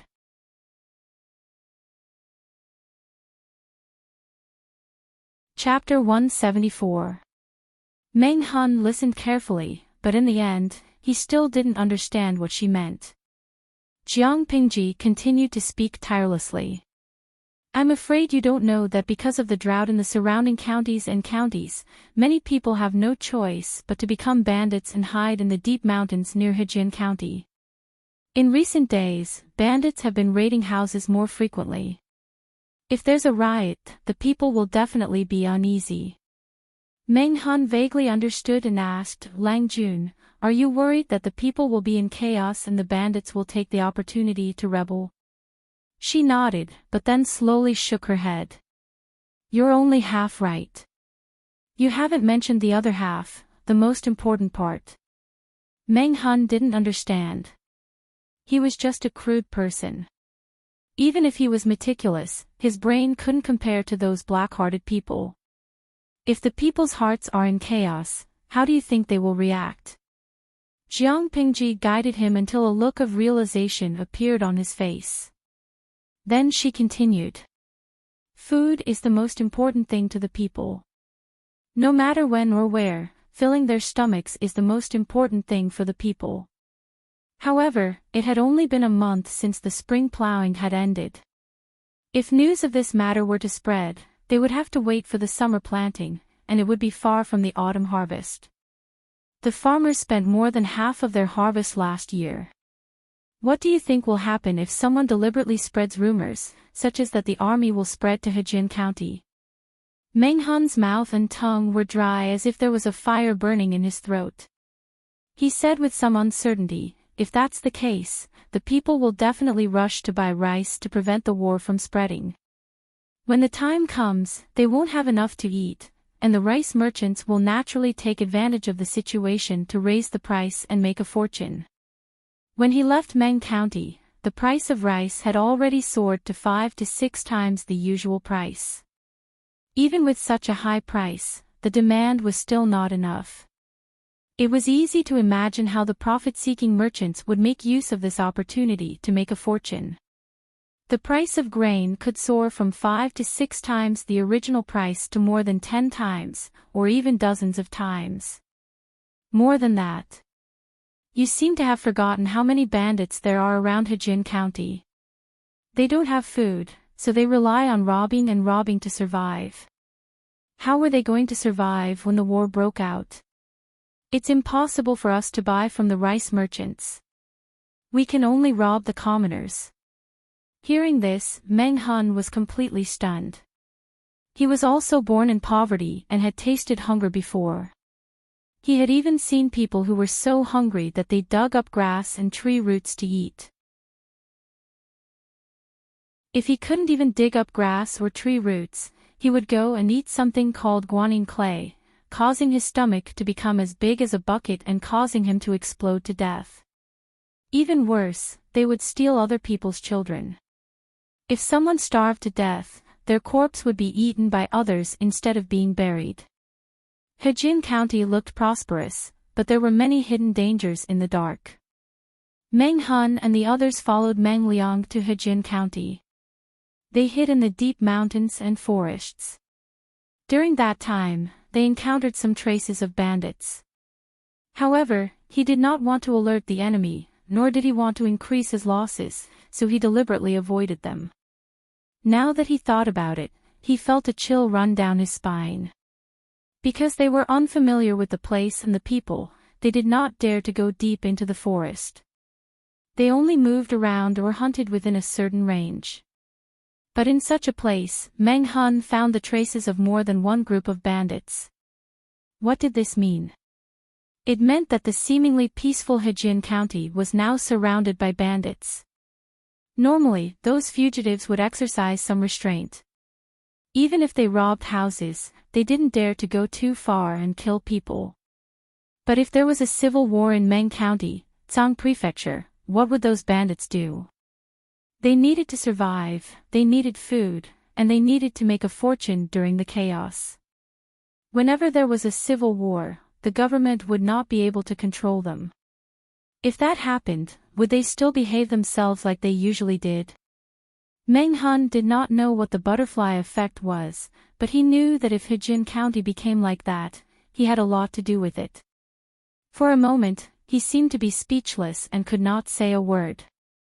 The other subordinates also fell into silence. They all came from poor families and had suffered a lot. How could they not understand? Jiang Pingji sighed and said, "But I have a way to force down the price of food. Maybe it can ease the situation a little." Meng Hun suddenly looked up and stared at her. After a long time, he finally said something. "What do you plan to do, Lang Jun? Is there anything I can do for you?" She raised her hand and pinched between her eyebrows tiredly. She seemed to be exhausted. "I originally wanted to buy some food from Hu County. You know that my father is the county chief of Hu County. That place has been well managed by him. The drought has been greatly alleviated by using underground water. Now Hu County is 1,000 miles of fertile land and there is a surplus of food every year." Meng Hun nodded with yearning and agreed. "I often hear merchants talking about this. They say that Hu County used to be empty and full of starving people. But after Chief Lu took office, the situation has been getting better and better. Now it is a place that people yearn for." Speaking of this, he paused for a moment and said awkwardly, "You're trying to alleviate the food shortage in Hejin County with rice from Hu County. This is indeed a good thing, but you're still young and don't have much money with you. Even if Chief Lu agrees with you, I'm afraid that the money and effort you'll spend will be incalculable. Moreover, you might even arouse the jealousy of others. It was not easy to be a philanthropist. The chief of Hejin County might not want to see such a good thing that could win the people's hearts." Jiang Pingji said helplessly, "What you said is right. But if I don't do it, should I just stand by and watch?" Meng Hun was stumped by her question and was momentarily speechless. She continued, "If there was a better source of rice, why wouldn't I do it? But, who would be willing to be so generous? Who would have so much rice in their warehouse? In today's world, everyone looks out for themselves. Who would be willing to help the people?" The question stunned all the men in the room. They could not think of a solution either. At that moment, the young man whom Jiang Pingji thought was cute suddenly had an "I got it" expression on his face. He pointed at Meng Liang, who was still struggling, and stammered, He can do it." Everyone was dumbfounded. They looked like they were saying, "Are you kidding me?" If Meng Liang had a good heart, would the county chief have been forced into such a desperate situation? Jiang Pingji understood immediately before they could react, but she was still hesitant. Meng Hun saw her expression and knew that she had an idea, but she was too embarrassed to say it. "If you have any good ideas, you can tell me. If I can be of use, I will not refuse."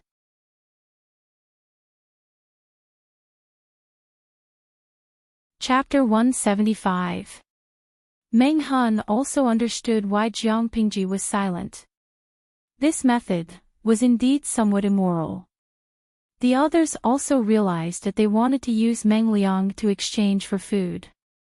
But the county captain wanted to kill Meng Liang. If they used him to exchange for food, wouldn't they be letting him continue to cause trouble? No way.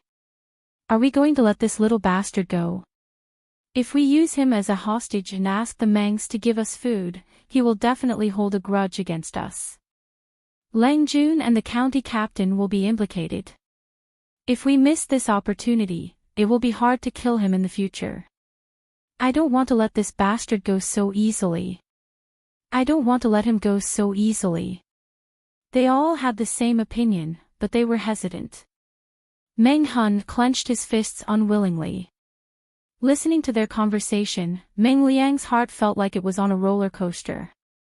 It went up and down, and it kept shaking. He had thought he was going to die, but now he felt like he could still save him. Based on his understanding of Meng Hun, he had a high chance of surviving. Humph. When he found his entourage or returned to the Mengs, he would kill every single one of them. No. He couldn't let them die too easily. He had to torture them ruthlessly before he could vent his anger. After a long time, Meng Hun loosened his fists. His palms were bleeding from his nails, but he didn't feel it. Let him write a letter asking for food. Meng Hun unwillingly clenched his teeth and secretly swallowed back the iron that was rising in his throat. His eyes were red as he said, "Let him keep his life. We still have a chance next time." Meng Liang laughed so hard that his stomach hurt. Jiang Pingji silently reflected on herself as she listened to the others. Was her heart really that black? Host V, #smirking. They are a group of honest boys. I can't bear to see them like this. The viewers in the streaming room also thought that Meng Liang would not die. They were filled with righteous indignation. But when they saw Jiang Pingji's bullet screen, some of the more experienced viewers lit candles for Meng Liang. Iya Qingzhou, #laughter cry. Can I say that I was also tricked by the streamer? He had thought that Meng Liang was not going to die. Lu Siji Lianmeng, I want to repent. I've shamed my ID. The host is such a black-hearted person. How could she slap herself in the face? She said she would kill Meng Liang gracefully. She would never let him live to see tomorrow's sun. Yunji, I was wrong. I should have believed that the streamer was not a good person. Years pass between fingers, the streamer is such a bad person. I bet that poor Meng Liang thought he could be saved. Ace Huahua, light a row of candles for Meng Liang. At the same time, I feel sorry for the house full of honest boys. Jiang Pingji controlled her expression very well. She wore a solemn and dignified expression as she went to another room to fetch a brush and ink. He turned to Meng Liang and said, "Write it. If you don't want to suffer, then don't play tricks." Meng Liang snorted. His expression was arrogant. He looked at Jiang Pingji as if his eyes had been dipped in poison. Once he regained his freedom, not only would he humiliate Meng Liang and the other uncouth men, but he would also strip them of their power and make them unable to be men. He would also throw them into the South College, where they would receive lowly guests. After he was done torturing them and playing with them, he would kill them. He would not let Lu Shi go. Lu Shi's fate would be 100 times worse than Meng Hun's. The entire Lu family would be buried with him. Meng Liang was used to being unscrupulous. Even though he was still under the control of others, he was certain that Jiang Pingji and the others would not dare to do anything to him. He did not know how to restrain himself.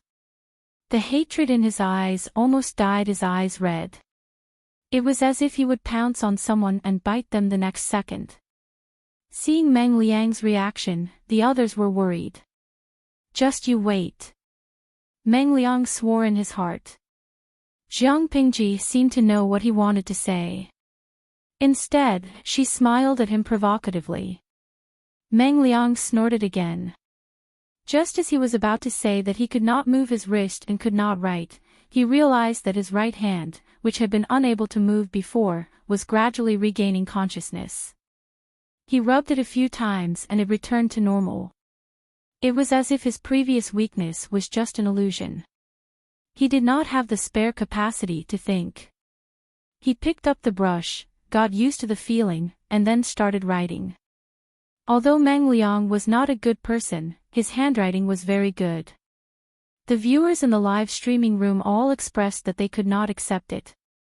Yunji, if anyone tells me that handwriting is like a person, I will slap them in the face. Meng Liang's actions, as well as his way of life, were the greatest mockery of this saying. After a while, Meng Liang finished writing and stamped his own seal on it. The content was simple and easy to understand. There was not much talent, and there were no traps in the writing. He was too arrogant. Meng Liang was certain that Jiang Pingji and the others would not dare to do anything to him. If that was the case, why would he need to do anything to the bamboo slip? It was only a few hundred dawn of grain. For the Mengs, such a small amount of grain was more than what was rotting in the rice barn every year. Jiang Pingji dried the ink on the bamboo slip with candlelight. After confirming that there were no problems, she rolled up the bamboo slip in satisfaction.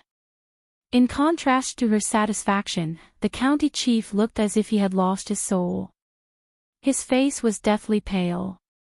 Yes, his enemy was so close at hand. He could choke him to death with a single move, but he could not. How could he not be angry? Meng Liang was even more proud of himself. However, Jiang Pingji's next sentence sent him straight from heaven to hell. No problem. Let's settle our grudges and grievances. Meng Liang, huh? Did they hear it wrong? That was what everyone was thinking at the moment. Jiang Pingji looked at them with confusion. She waved the bamboo slip in her hand. I only asked Meng Liang to write a letter to ask for grain from the Mengs. I didn't say you can't take revenge. Repay kindness with kindness, and repay hatred with hatred. That is the way of the world. Meng Liang will be a disaster if we let him live. They could not wrap their heads around it. Drifting on a curve, they almost got into an accident. But Lang Jun, if he dies, how will the Mengs give us the grain? Jiang Pingji said, send a letter and ask the Mengs to send the grain according to the letter. Kidnappers kidnap hostages and blackmail them. That's the normal procedure, isn't it? As for Meng Liang, he is in our hands. Isn't it just a matter of whether he lives or dies? If they give him the grain, he might live. But if they don't give him the grain, he will definitely die. It's up to the Mengs whether they want to give him the grain or not. How long would it take to go from heaven to hell?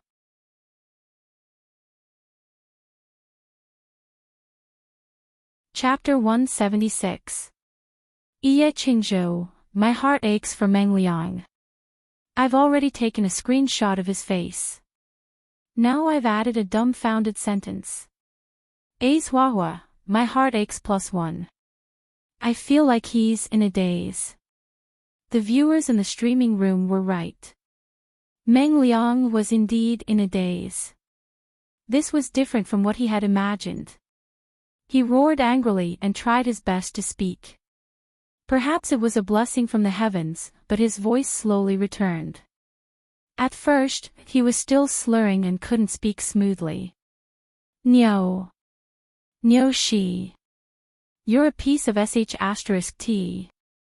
Although his words were vague, Meng Hun understood what he was trying to say. He lifted his foot and kicked Meng Liang's cheek. Half of Meng Liang's face swelled up, and a warm metallic taste spread in his mouth.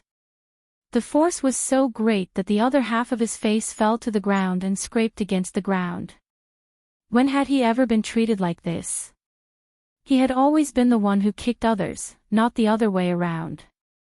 Meng Liang spat out a few teeth that had fallen out from the kick and mumbled, You, be cheese. You're a piece of sh*t.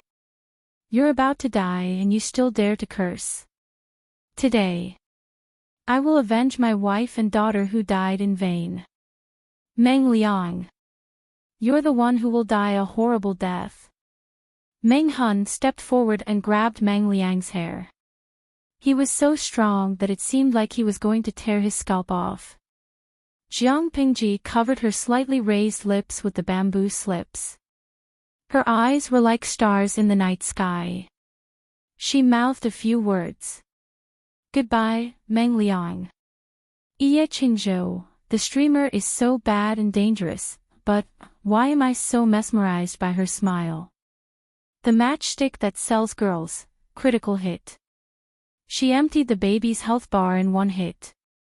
I've been watching the stream quietly. At first, I didn't have any feelings for the streamer until that smile. It felt like Cupid had stabbed his heart with a sword. All the cells in his body were screaming in excitement. He was completely mesmerized by the streamer. Mutual harm, although I have a boyfriend, at that moment, I wanted to be gay for her. Bai Gui Yexing, what's the big deal about being gay for the streamer? I wanted to straighten it out for her, but her aura made my legs weak. Many fans in the streaming room wanted to stand up for Jiang Pingji. Inside the room, Meng Han's heart was beating faster. The excitement of getting his revenge took over his senses, and it even brought out the violence in his heart. However, his rationality won out.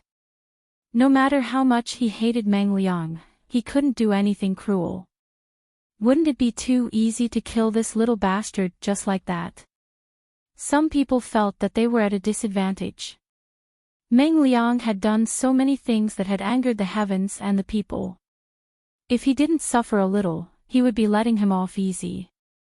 Meng Han said, just because he's a savage beast doesn't mean we have to use the same methods to teach him a lesson. Using violence to curb violence is indeed very satisfying, but we can't lose ourselves because of it. Furthermore, what's so satisfying about torturing someone who's about to die? Even if what Meng Han said was bullshit, everyone would still think that it made sense, not to mention that what he said was quite reasonable. But I'm not willing to kill him just like that. I feel like something is missing in my heart. Meng Han thought about it and said in a low voice, do you think that by torturing him, he will repent for what he's done? Meng Han thought about it and said in a low voice, do you think that by torturing him, he will repent for what he's done? Meng Han shook his head. Everyone knew Meng Liang's personality. He was stubborn and unrepentant. We won't torture him, but we won't give him a quick death. Since he's so afraid of death, we'll make a few small cuts on his wrists and let him have a taste of his own blood. After a long time, Meng Han opened his mouth. His calm voice carried a hint of coldness. I want to see him breathe. By then, Jiang Pingji had already left the room. She wasn't in the mood to watch Meng Han's revenge. Turning a person who was originally loyal and honest into a ruthless and malicious person was not a positive thing to see. Since the start of the semi-interactive streaming mission, the system had been playing dead. It didn't take the initiative to talk to Jiang Pingji. After all, they had almost fallen out with each other.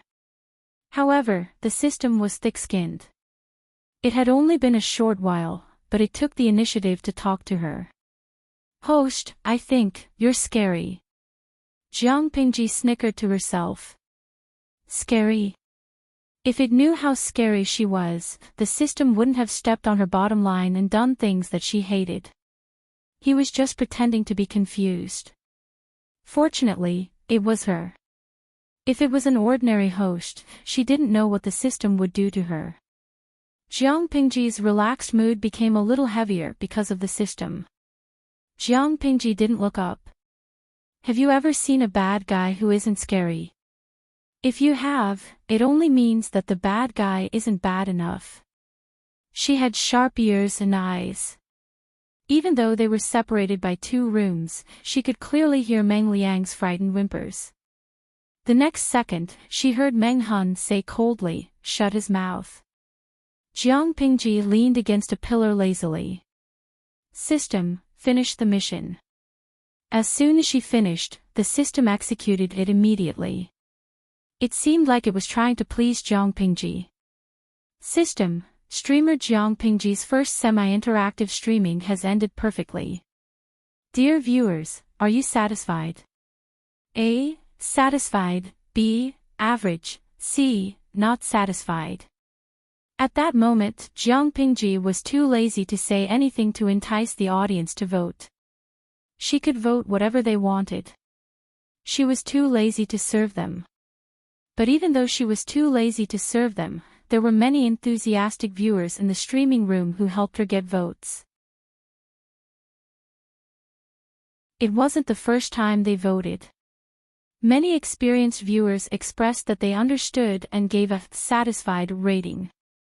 Not only did they give a satisfied vote, but they also incessantly increased the number of votes on the streaming screen to get others to give a satisfied rating as well. In order to have a better stream, it was necessary to give a satisfied vote. Therefore, the final result was much better than the original plan.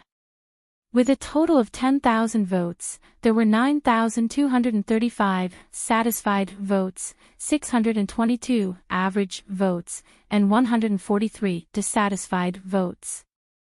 Although the satisfaction rate was high, it was lower than the first time by a few percentage points. More importantly, the satisfaction rate did not reach the standard of a gold chest. Regrettably, it was a silver chest. Jiang Pingji listened to the system's notification. She didn't ask Master Liaochen about her luck that day. She opened it. It was another card. But it wasn't a streamer's level up card. It was a card with an alluring and sexy nude girl drawn on it. She had big breasts, a slender waist, and long legs. Her legs were slightly closed, and her arms were lazily folded in front of her chest. She seemed to be revealing, but not covering. Jiang Pingji was speechless. It seemed like the viewers in the streaming room couldn't see the card in her hand. Otherwise, they felt like their wisdom would be ruined.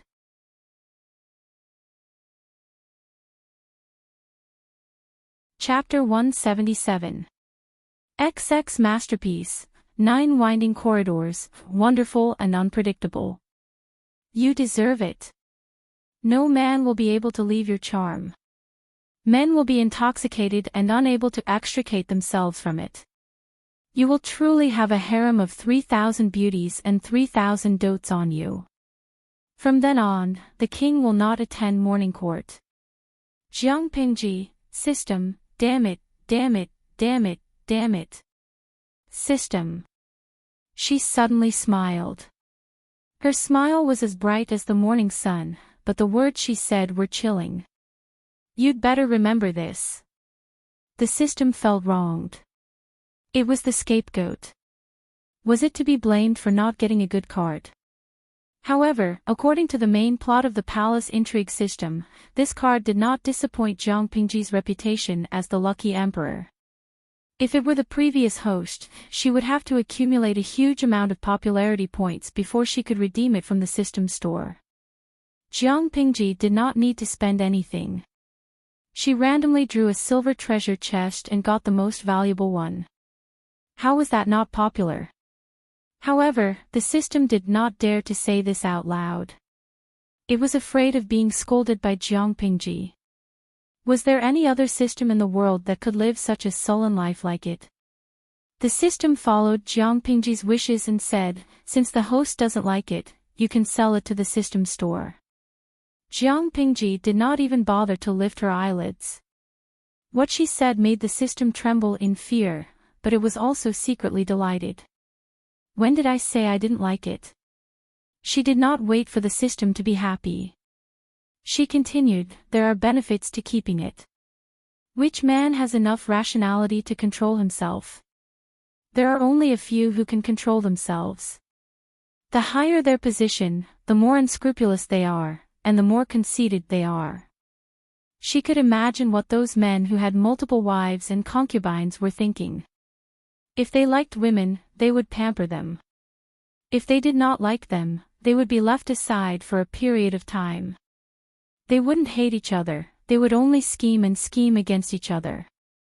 They would do their best to attract his attention and love. What was the purpose of the infighting in the backyard and the bloodshed? To monopolize the man's love. Or to obtain the husband's love. Then they would kill the unborn babies in the wombs of other women with a clear conscience. Their words were full of sarcasm and jealousy. Their faces were detestable. Or, was it just for the sake of wearing better clothes, eating better food, and being surrounded by servants and escorting him around? Jiang Pingji was disgusted by the abnormal atmosphere of that era. He was extremely disgusted and wanted to vomit every time he thought about it. What made her even more disgusted was that there was a system in her brain that constantly reminded her of this fact. What is palace intrigue? In essence, wasn't this a monkey show that was full of clowns fighting over the right to use a man's organs? Jiang Pingji's emotions were tumbling. On the other side, the system's heart slowly became active. The host's words meant, she's interested in palace fighting now. It said that a woman's appearance and figure were her natural weapons. To conquer a world, a woman only needed to conquer the man who conquered the world. Why was there a need to work so hard? Even if she was a strong woman, she still had the heart of a little woman. She looked forward to being protected, held in the palm of someone's hand, and praised to the heavens. I don't like that kind of man. To put it nicely, he's a man, but to put it bluntly, he's just a creature that's led by the nose by his body's desires. The reason why humans are intelligent creatures and can step out of the shackles of Earth and enter the interstellar stage is because they are rational and not driven by instinct like animals, Jiang Pingji said calmly as she played with the card with a somewhat shameful pattern in her hand. After hearing what she said, the system suddenly became emotional like a frosted eggplant. The corner of its mouth twitched as it said, according to your standards, it seems that there are no men or women in this world, only living creatures. Jiang Pingji sneered. You can't be so absolute. Don't kill everyone with one blow. Bad bamboo can still grow good bamboo shoots. The system snorted. You're so demanding. I feel that you won't be able to get married in this lifetime. As a palace intrigue system, why did it choose such a perversely demanding host? There was no solution. She replied casually, then I'll marry the one I think is the best. It's either the best or none. The system was confused. If that was the case, shouldn't Jiang Pingji hate the card in her hand? As if sensing its confusion, Jiang Pingji said, although it's quite disgusting, you have to admit that those who are dominated by instinct are indeed easier to deal with. This card is very evil, but if one day it was used on a woman with a peerless appearance, no man would be able to escape from the combination of appearance and figure. The land of gentleness is the grave of a hero. The power of seduction was great, and with the help of the card, its combat power was off the charts. The system was speechless. Jiang Pingji raised an eyebrow and said with contempt, "Do you think that I'll use it on myself?" The system laughed awkwardly, not daring to answer directly. If it answered yes, it was sure that Jiang Pingji would spit it to death. The streaming room was closed. Jiang Pingji closed her eyes and felt the peace that she hadn't felt in a long time. After some time, a strong smell of blood floated to her nose. She opened her eyes and happened to meet Meng Hun's gaze. "He's dead." "And you've avenged him?" she asked. Meng Hun was sitting not far from her. His forehead was still covered in dust from kowtowing. He looked pale and haggard. Jiang Pingji asked again, "What's the matter?" Meng Hun hesitated, not knowing if he should speak. She saw through Meng Hun's thoughts and said, "Those people can only live well if you're alive because you're their backbone. Meng Liang is dead, and you've avenged him. What do you plan to do next? If you want to kill yourself and let me cut off your head to answer to the Mengs, don't. Suicide is the behavior of a coward." Meng Han looked embarrassed. Jiang Pingji had already said what he wanted to say. What else could he say? I asked you before if you want to come to the loos. What's your answer now? Jiang Pingji said, you just need to say yes or no. If you want, I'll take care of the rest for you. The Mengs will soon be too busy to take care of themselves. Meng Han's thick lips moved. Hesitation and struggle flashed across his face. All in all, he and Jiang Pingji had only known each other for less than a day. But, he was indeed moved. Do you want to leave your name in history? Jiang Pingji asked Meng Han while leaning against a pillar. She propped up her right leg and rested her wrist on her right knee. Meng Han's eyes were wide open, and he seemed to be in a daze. What did he hear? Leave his name in history. Was she talking about him?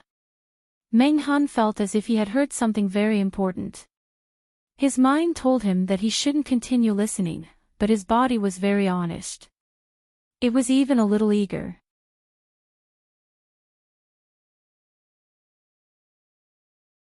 Chapter 178. There are countless nameless people in this world, but only a few people will be remembered by future generations. Some people lived in obscurity, and only 2 or 3 generations of descendants remembered them after they died.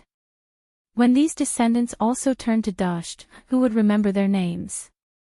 But some people, even if they have been dead for hundreds or thousands of years, still live in the memory of others.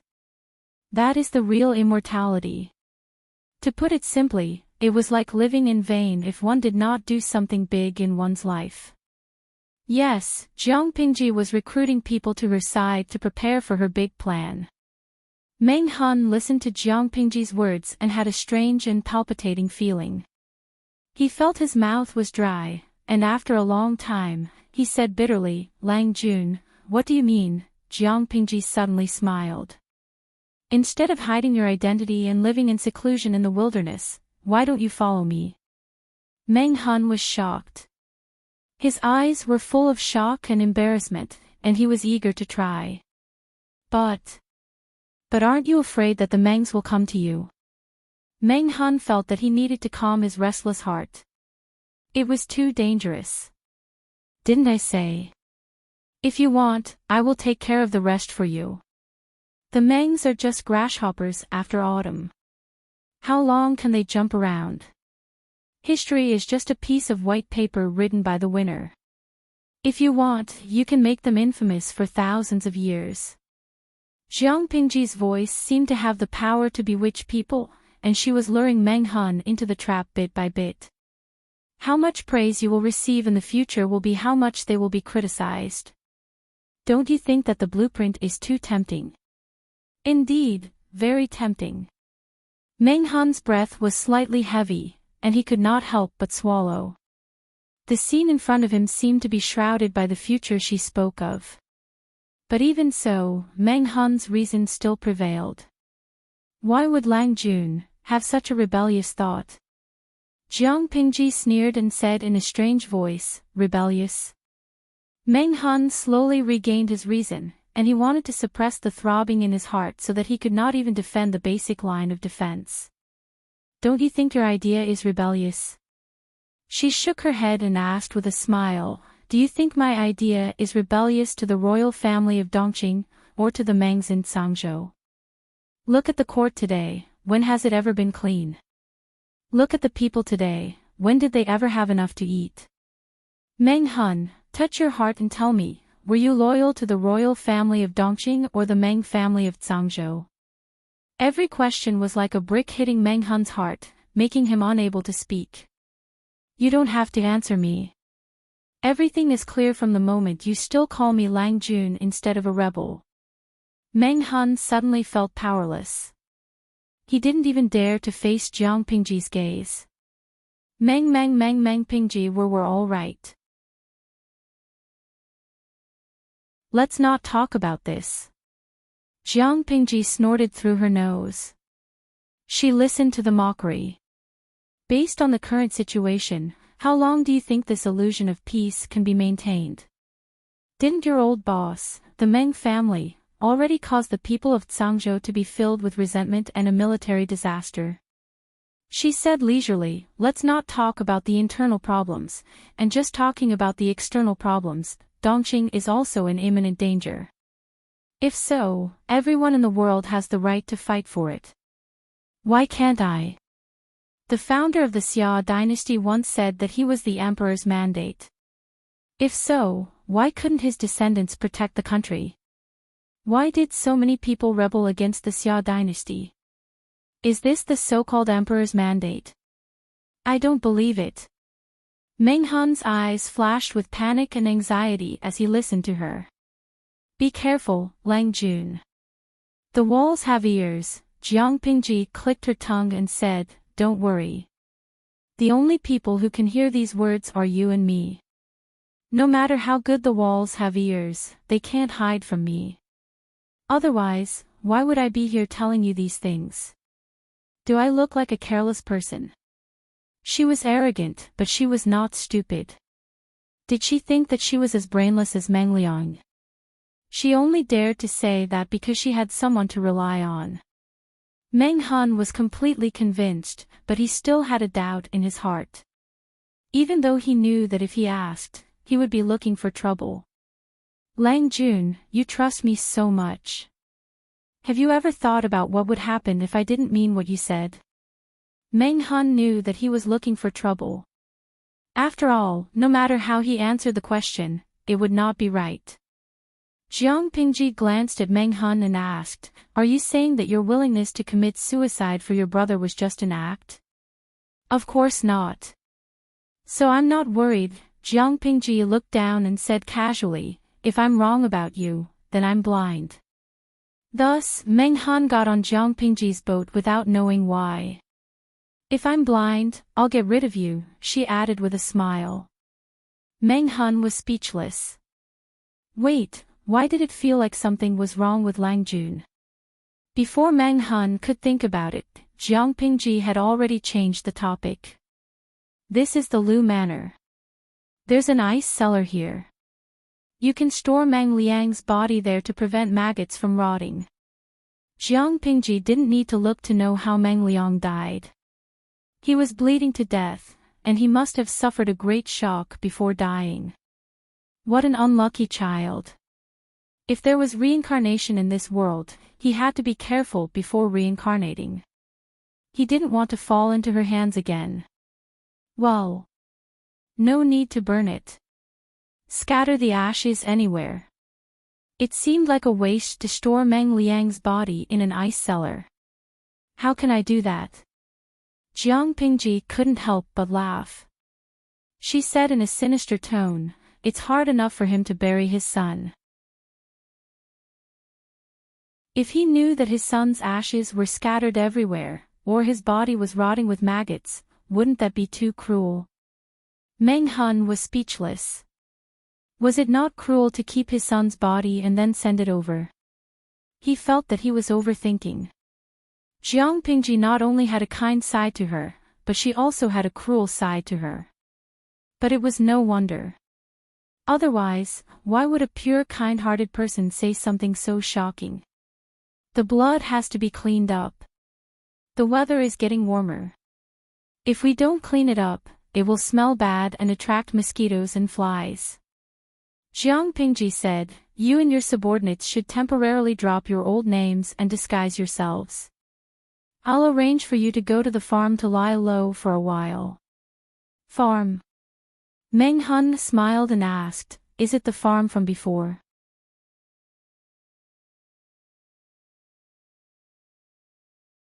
Chapter 179.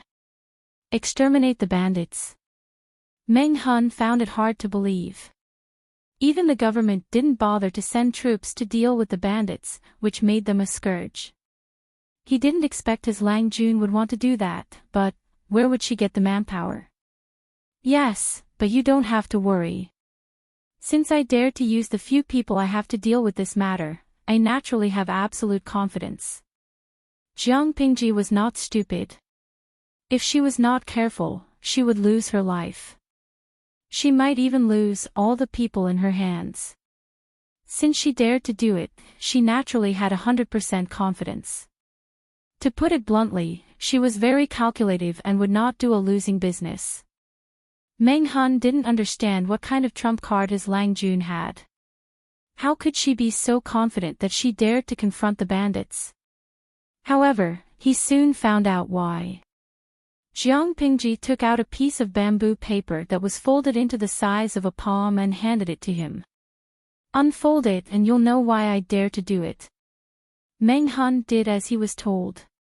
He turned the bamboo paper over and finally found the right angle. Then, as the former commandant of the Meng family, he was so shocked that he almost threw away the bamboo paper in his hand. However, he was still rational and restrained himself. He carefully folded the bamboo paper according to its original shape. That cautious and considerate look was as if he was handling a precious treasure. Although it was just a drawing, it was priceless to Meng Hun.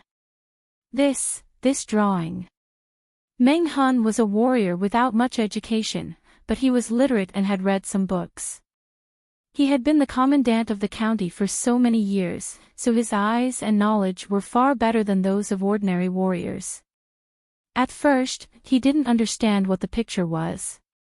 However, when he carefully read the small annotations, a huge idea suddenly arose in his mind. His heart trembled.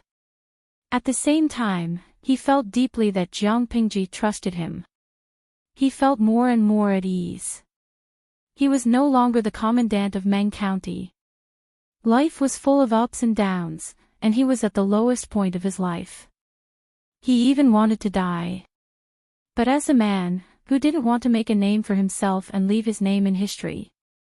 Jiang Pingji's words hit the soft spot in Meng Hun's heart. He didn't have the loftiness of the others.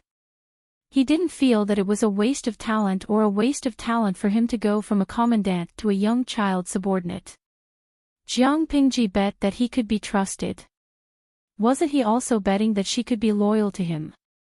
He was broad-minded and full of lofty sentiments. Based on this alone, even if he had no power or influence, he was still 1,000,000 times better than some nobles. Who could be sure that this unknown kid wouldn't become famous in the 9 states in the future? Meng Hun's mind was completely focused on the drawing Jiang Pingji had given him. It was the crossbow drawing he had shown Su Ku before. Even Su Ku, who didn't know much about it, could see its value. How could Meng Hun, a professional martial artist, not see it? This thing has already been made. He tried hard to suppress his excited voice, so as not to embarrass himself. Jiang Pingji shook her head regretfully and said, "Currently, the craftsmen are still rushing to make the crossbow. Although the crossbow is feasible, the wood required is relatively delicate. If it's not tough enough, it won't be able to unleash its original power, and the shooting range won't be as far as expected." Meng Hun felt a little regretful, but he wasn't too disappointed. This crossbow is half the size of a normal bow, and it's light and portable. It's very suitable for rapid combat. After Meng Hun understood the contents of the drawing, he was excited. He also understood why Jiang Pingji was so confident in suppressing the bandits. Training a soldier into a sharpshooter with 100% accuracy not only required a lot of time and energy, but it also had high requirements for the trainee. Eyesight, arm strength, and the ability to judge the surrounding environment were all indispensable. If the painstakingly trained soldier was injured on the battlefield, resulting in a problem with his arm or vision, the soldier would basically be useless. Naturally, it meant that the cost of training the soldier would be wasted. However, if the crossbows described in the blueprints were made, even the most ordinary soldiers would only need a little bit of training. It wouldn't take much effort, manpower, or cost to train them into existences comparable to godly archers. Even if they were slightly inferior, they wouldn't be too bad. Moreover, how many sharpshooters were there today who could shoot with such accuracy? As long as they had the crossbows, they could quickly train as many soldiers who were good at shooting as the craftsmen could make them. Because it was light and easy to carry, they could carry it on their back. They could carry a few days' worth of food and enough arrows to travel through the dense forest. Those bandits would have been shot full of holes by the crossbow before they could even get close to them. It was no wonder that his Lang Jun was so confident. If it were someone else, they would have to pay a huge price to eliminate the bandits. However, there was one thing that Meng Hun didn't quite understand. Even the government didn't care about the bandits. It could even be said that they didn't have the energy to deal with them. Why did his Lang Jun want to do that? Faced with this question, Jiang Pingji thought about it and said to him, "If I'm lying, I'll tell you that I'm a living bodhisattva. It's my duty to punish the evil. But if I'm telling the truth, it's definitely not like that." Meng Hun was speechless. The truth is, you need money to recruit soldiers and buy horses. I'm so poor that I don't even have money in my pocket. How can I afford to buy young strong men? Jiang Pingji snorted. Meng Hun looked calm on the surface, but there was an indescribable subtle feeling in his heart. She continued, "Most of the bandits are young people who can't make a living anymore. Although there are some problems with them, we can't say that all of them are undesirable. If we choose carefully, we can still pick out some good seedlings." Meng Hun was speechless. He believed that reason. Jiang Pingji's joking expression suddenly turned serious. "As for the other reason, it's what I've told you before. If we let the bandits gather and their power grow, I'm afraid that they will be restless when the news of the chaos in Meng County in Song Prefecture reaches here. Instead of waiting to face the bandits that are like locusts, it's better to seize the opportunity to divide them and break the relationship between the bandits." Meng Hun looked serious and said, "Lang Jun, you're farsighted." Jiang Pingji added, "But it's true that I don't have money." Meng Hun was speechless. Why did he feel like he had boarded a pirate ship? He secretly scratched his head. Some doubts flashed across the serious face of the county military chief, but he quickly suppressed them. He had just joined his new master and needed to do something to prove himself. How could he have such a big misunderstanding about his Lang Jun? You're tuning into the LoveLore Library YouTube channel. We're so grateful for your support, and don't forget to subscribe to join us on this incredible journey through captivating stories. Your generosity through donations truly makes a world of difference, as it's the primary source of revenue that allows me to expand and enhance this channel for you. Thank you from the bottom of my heart for being a part of this adventure.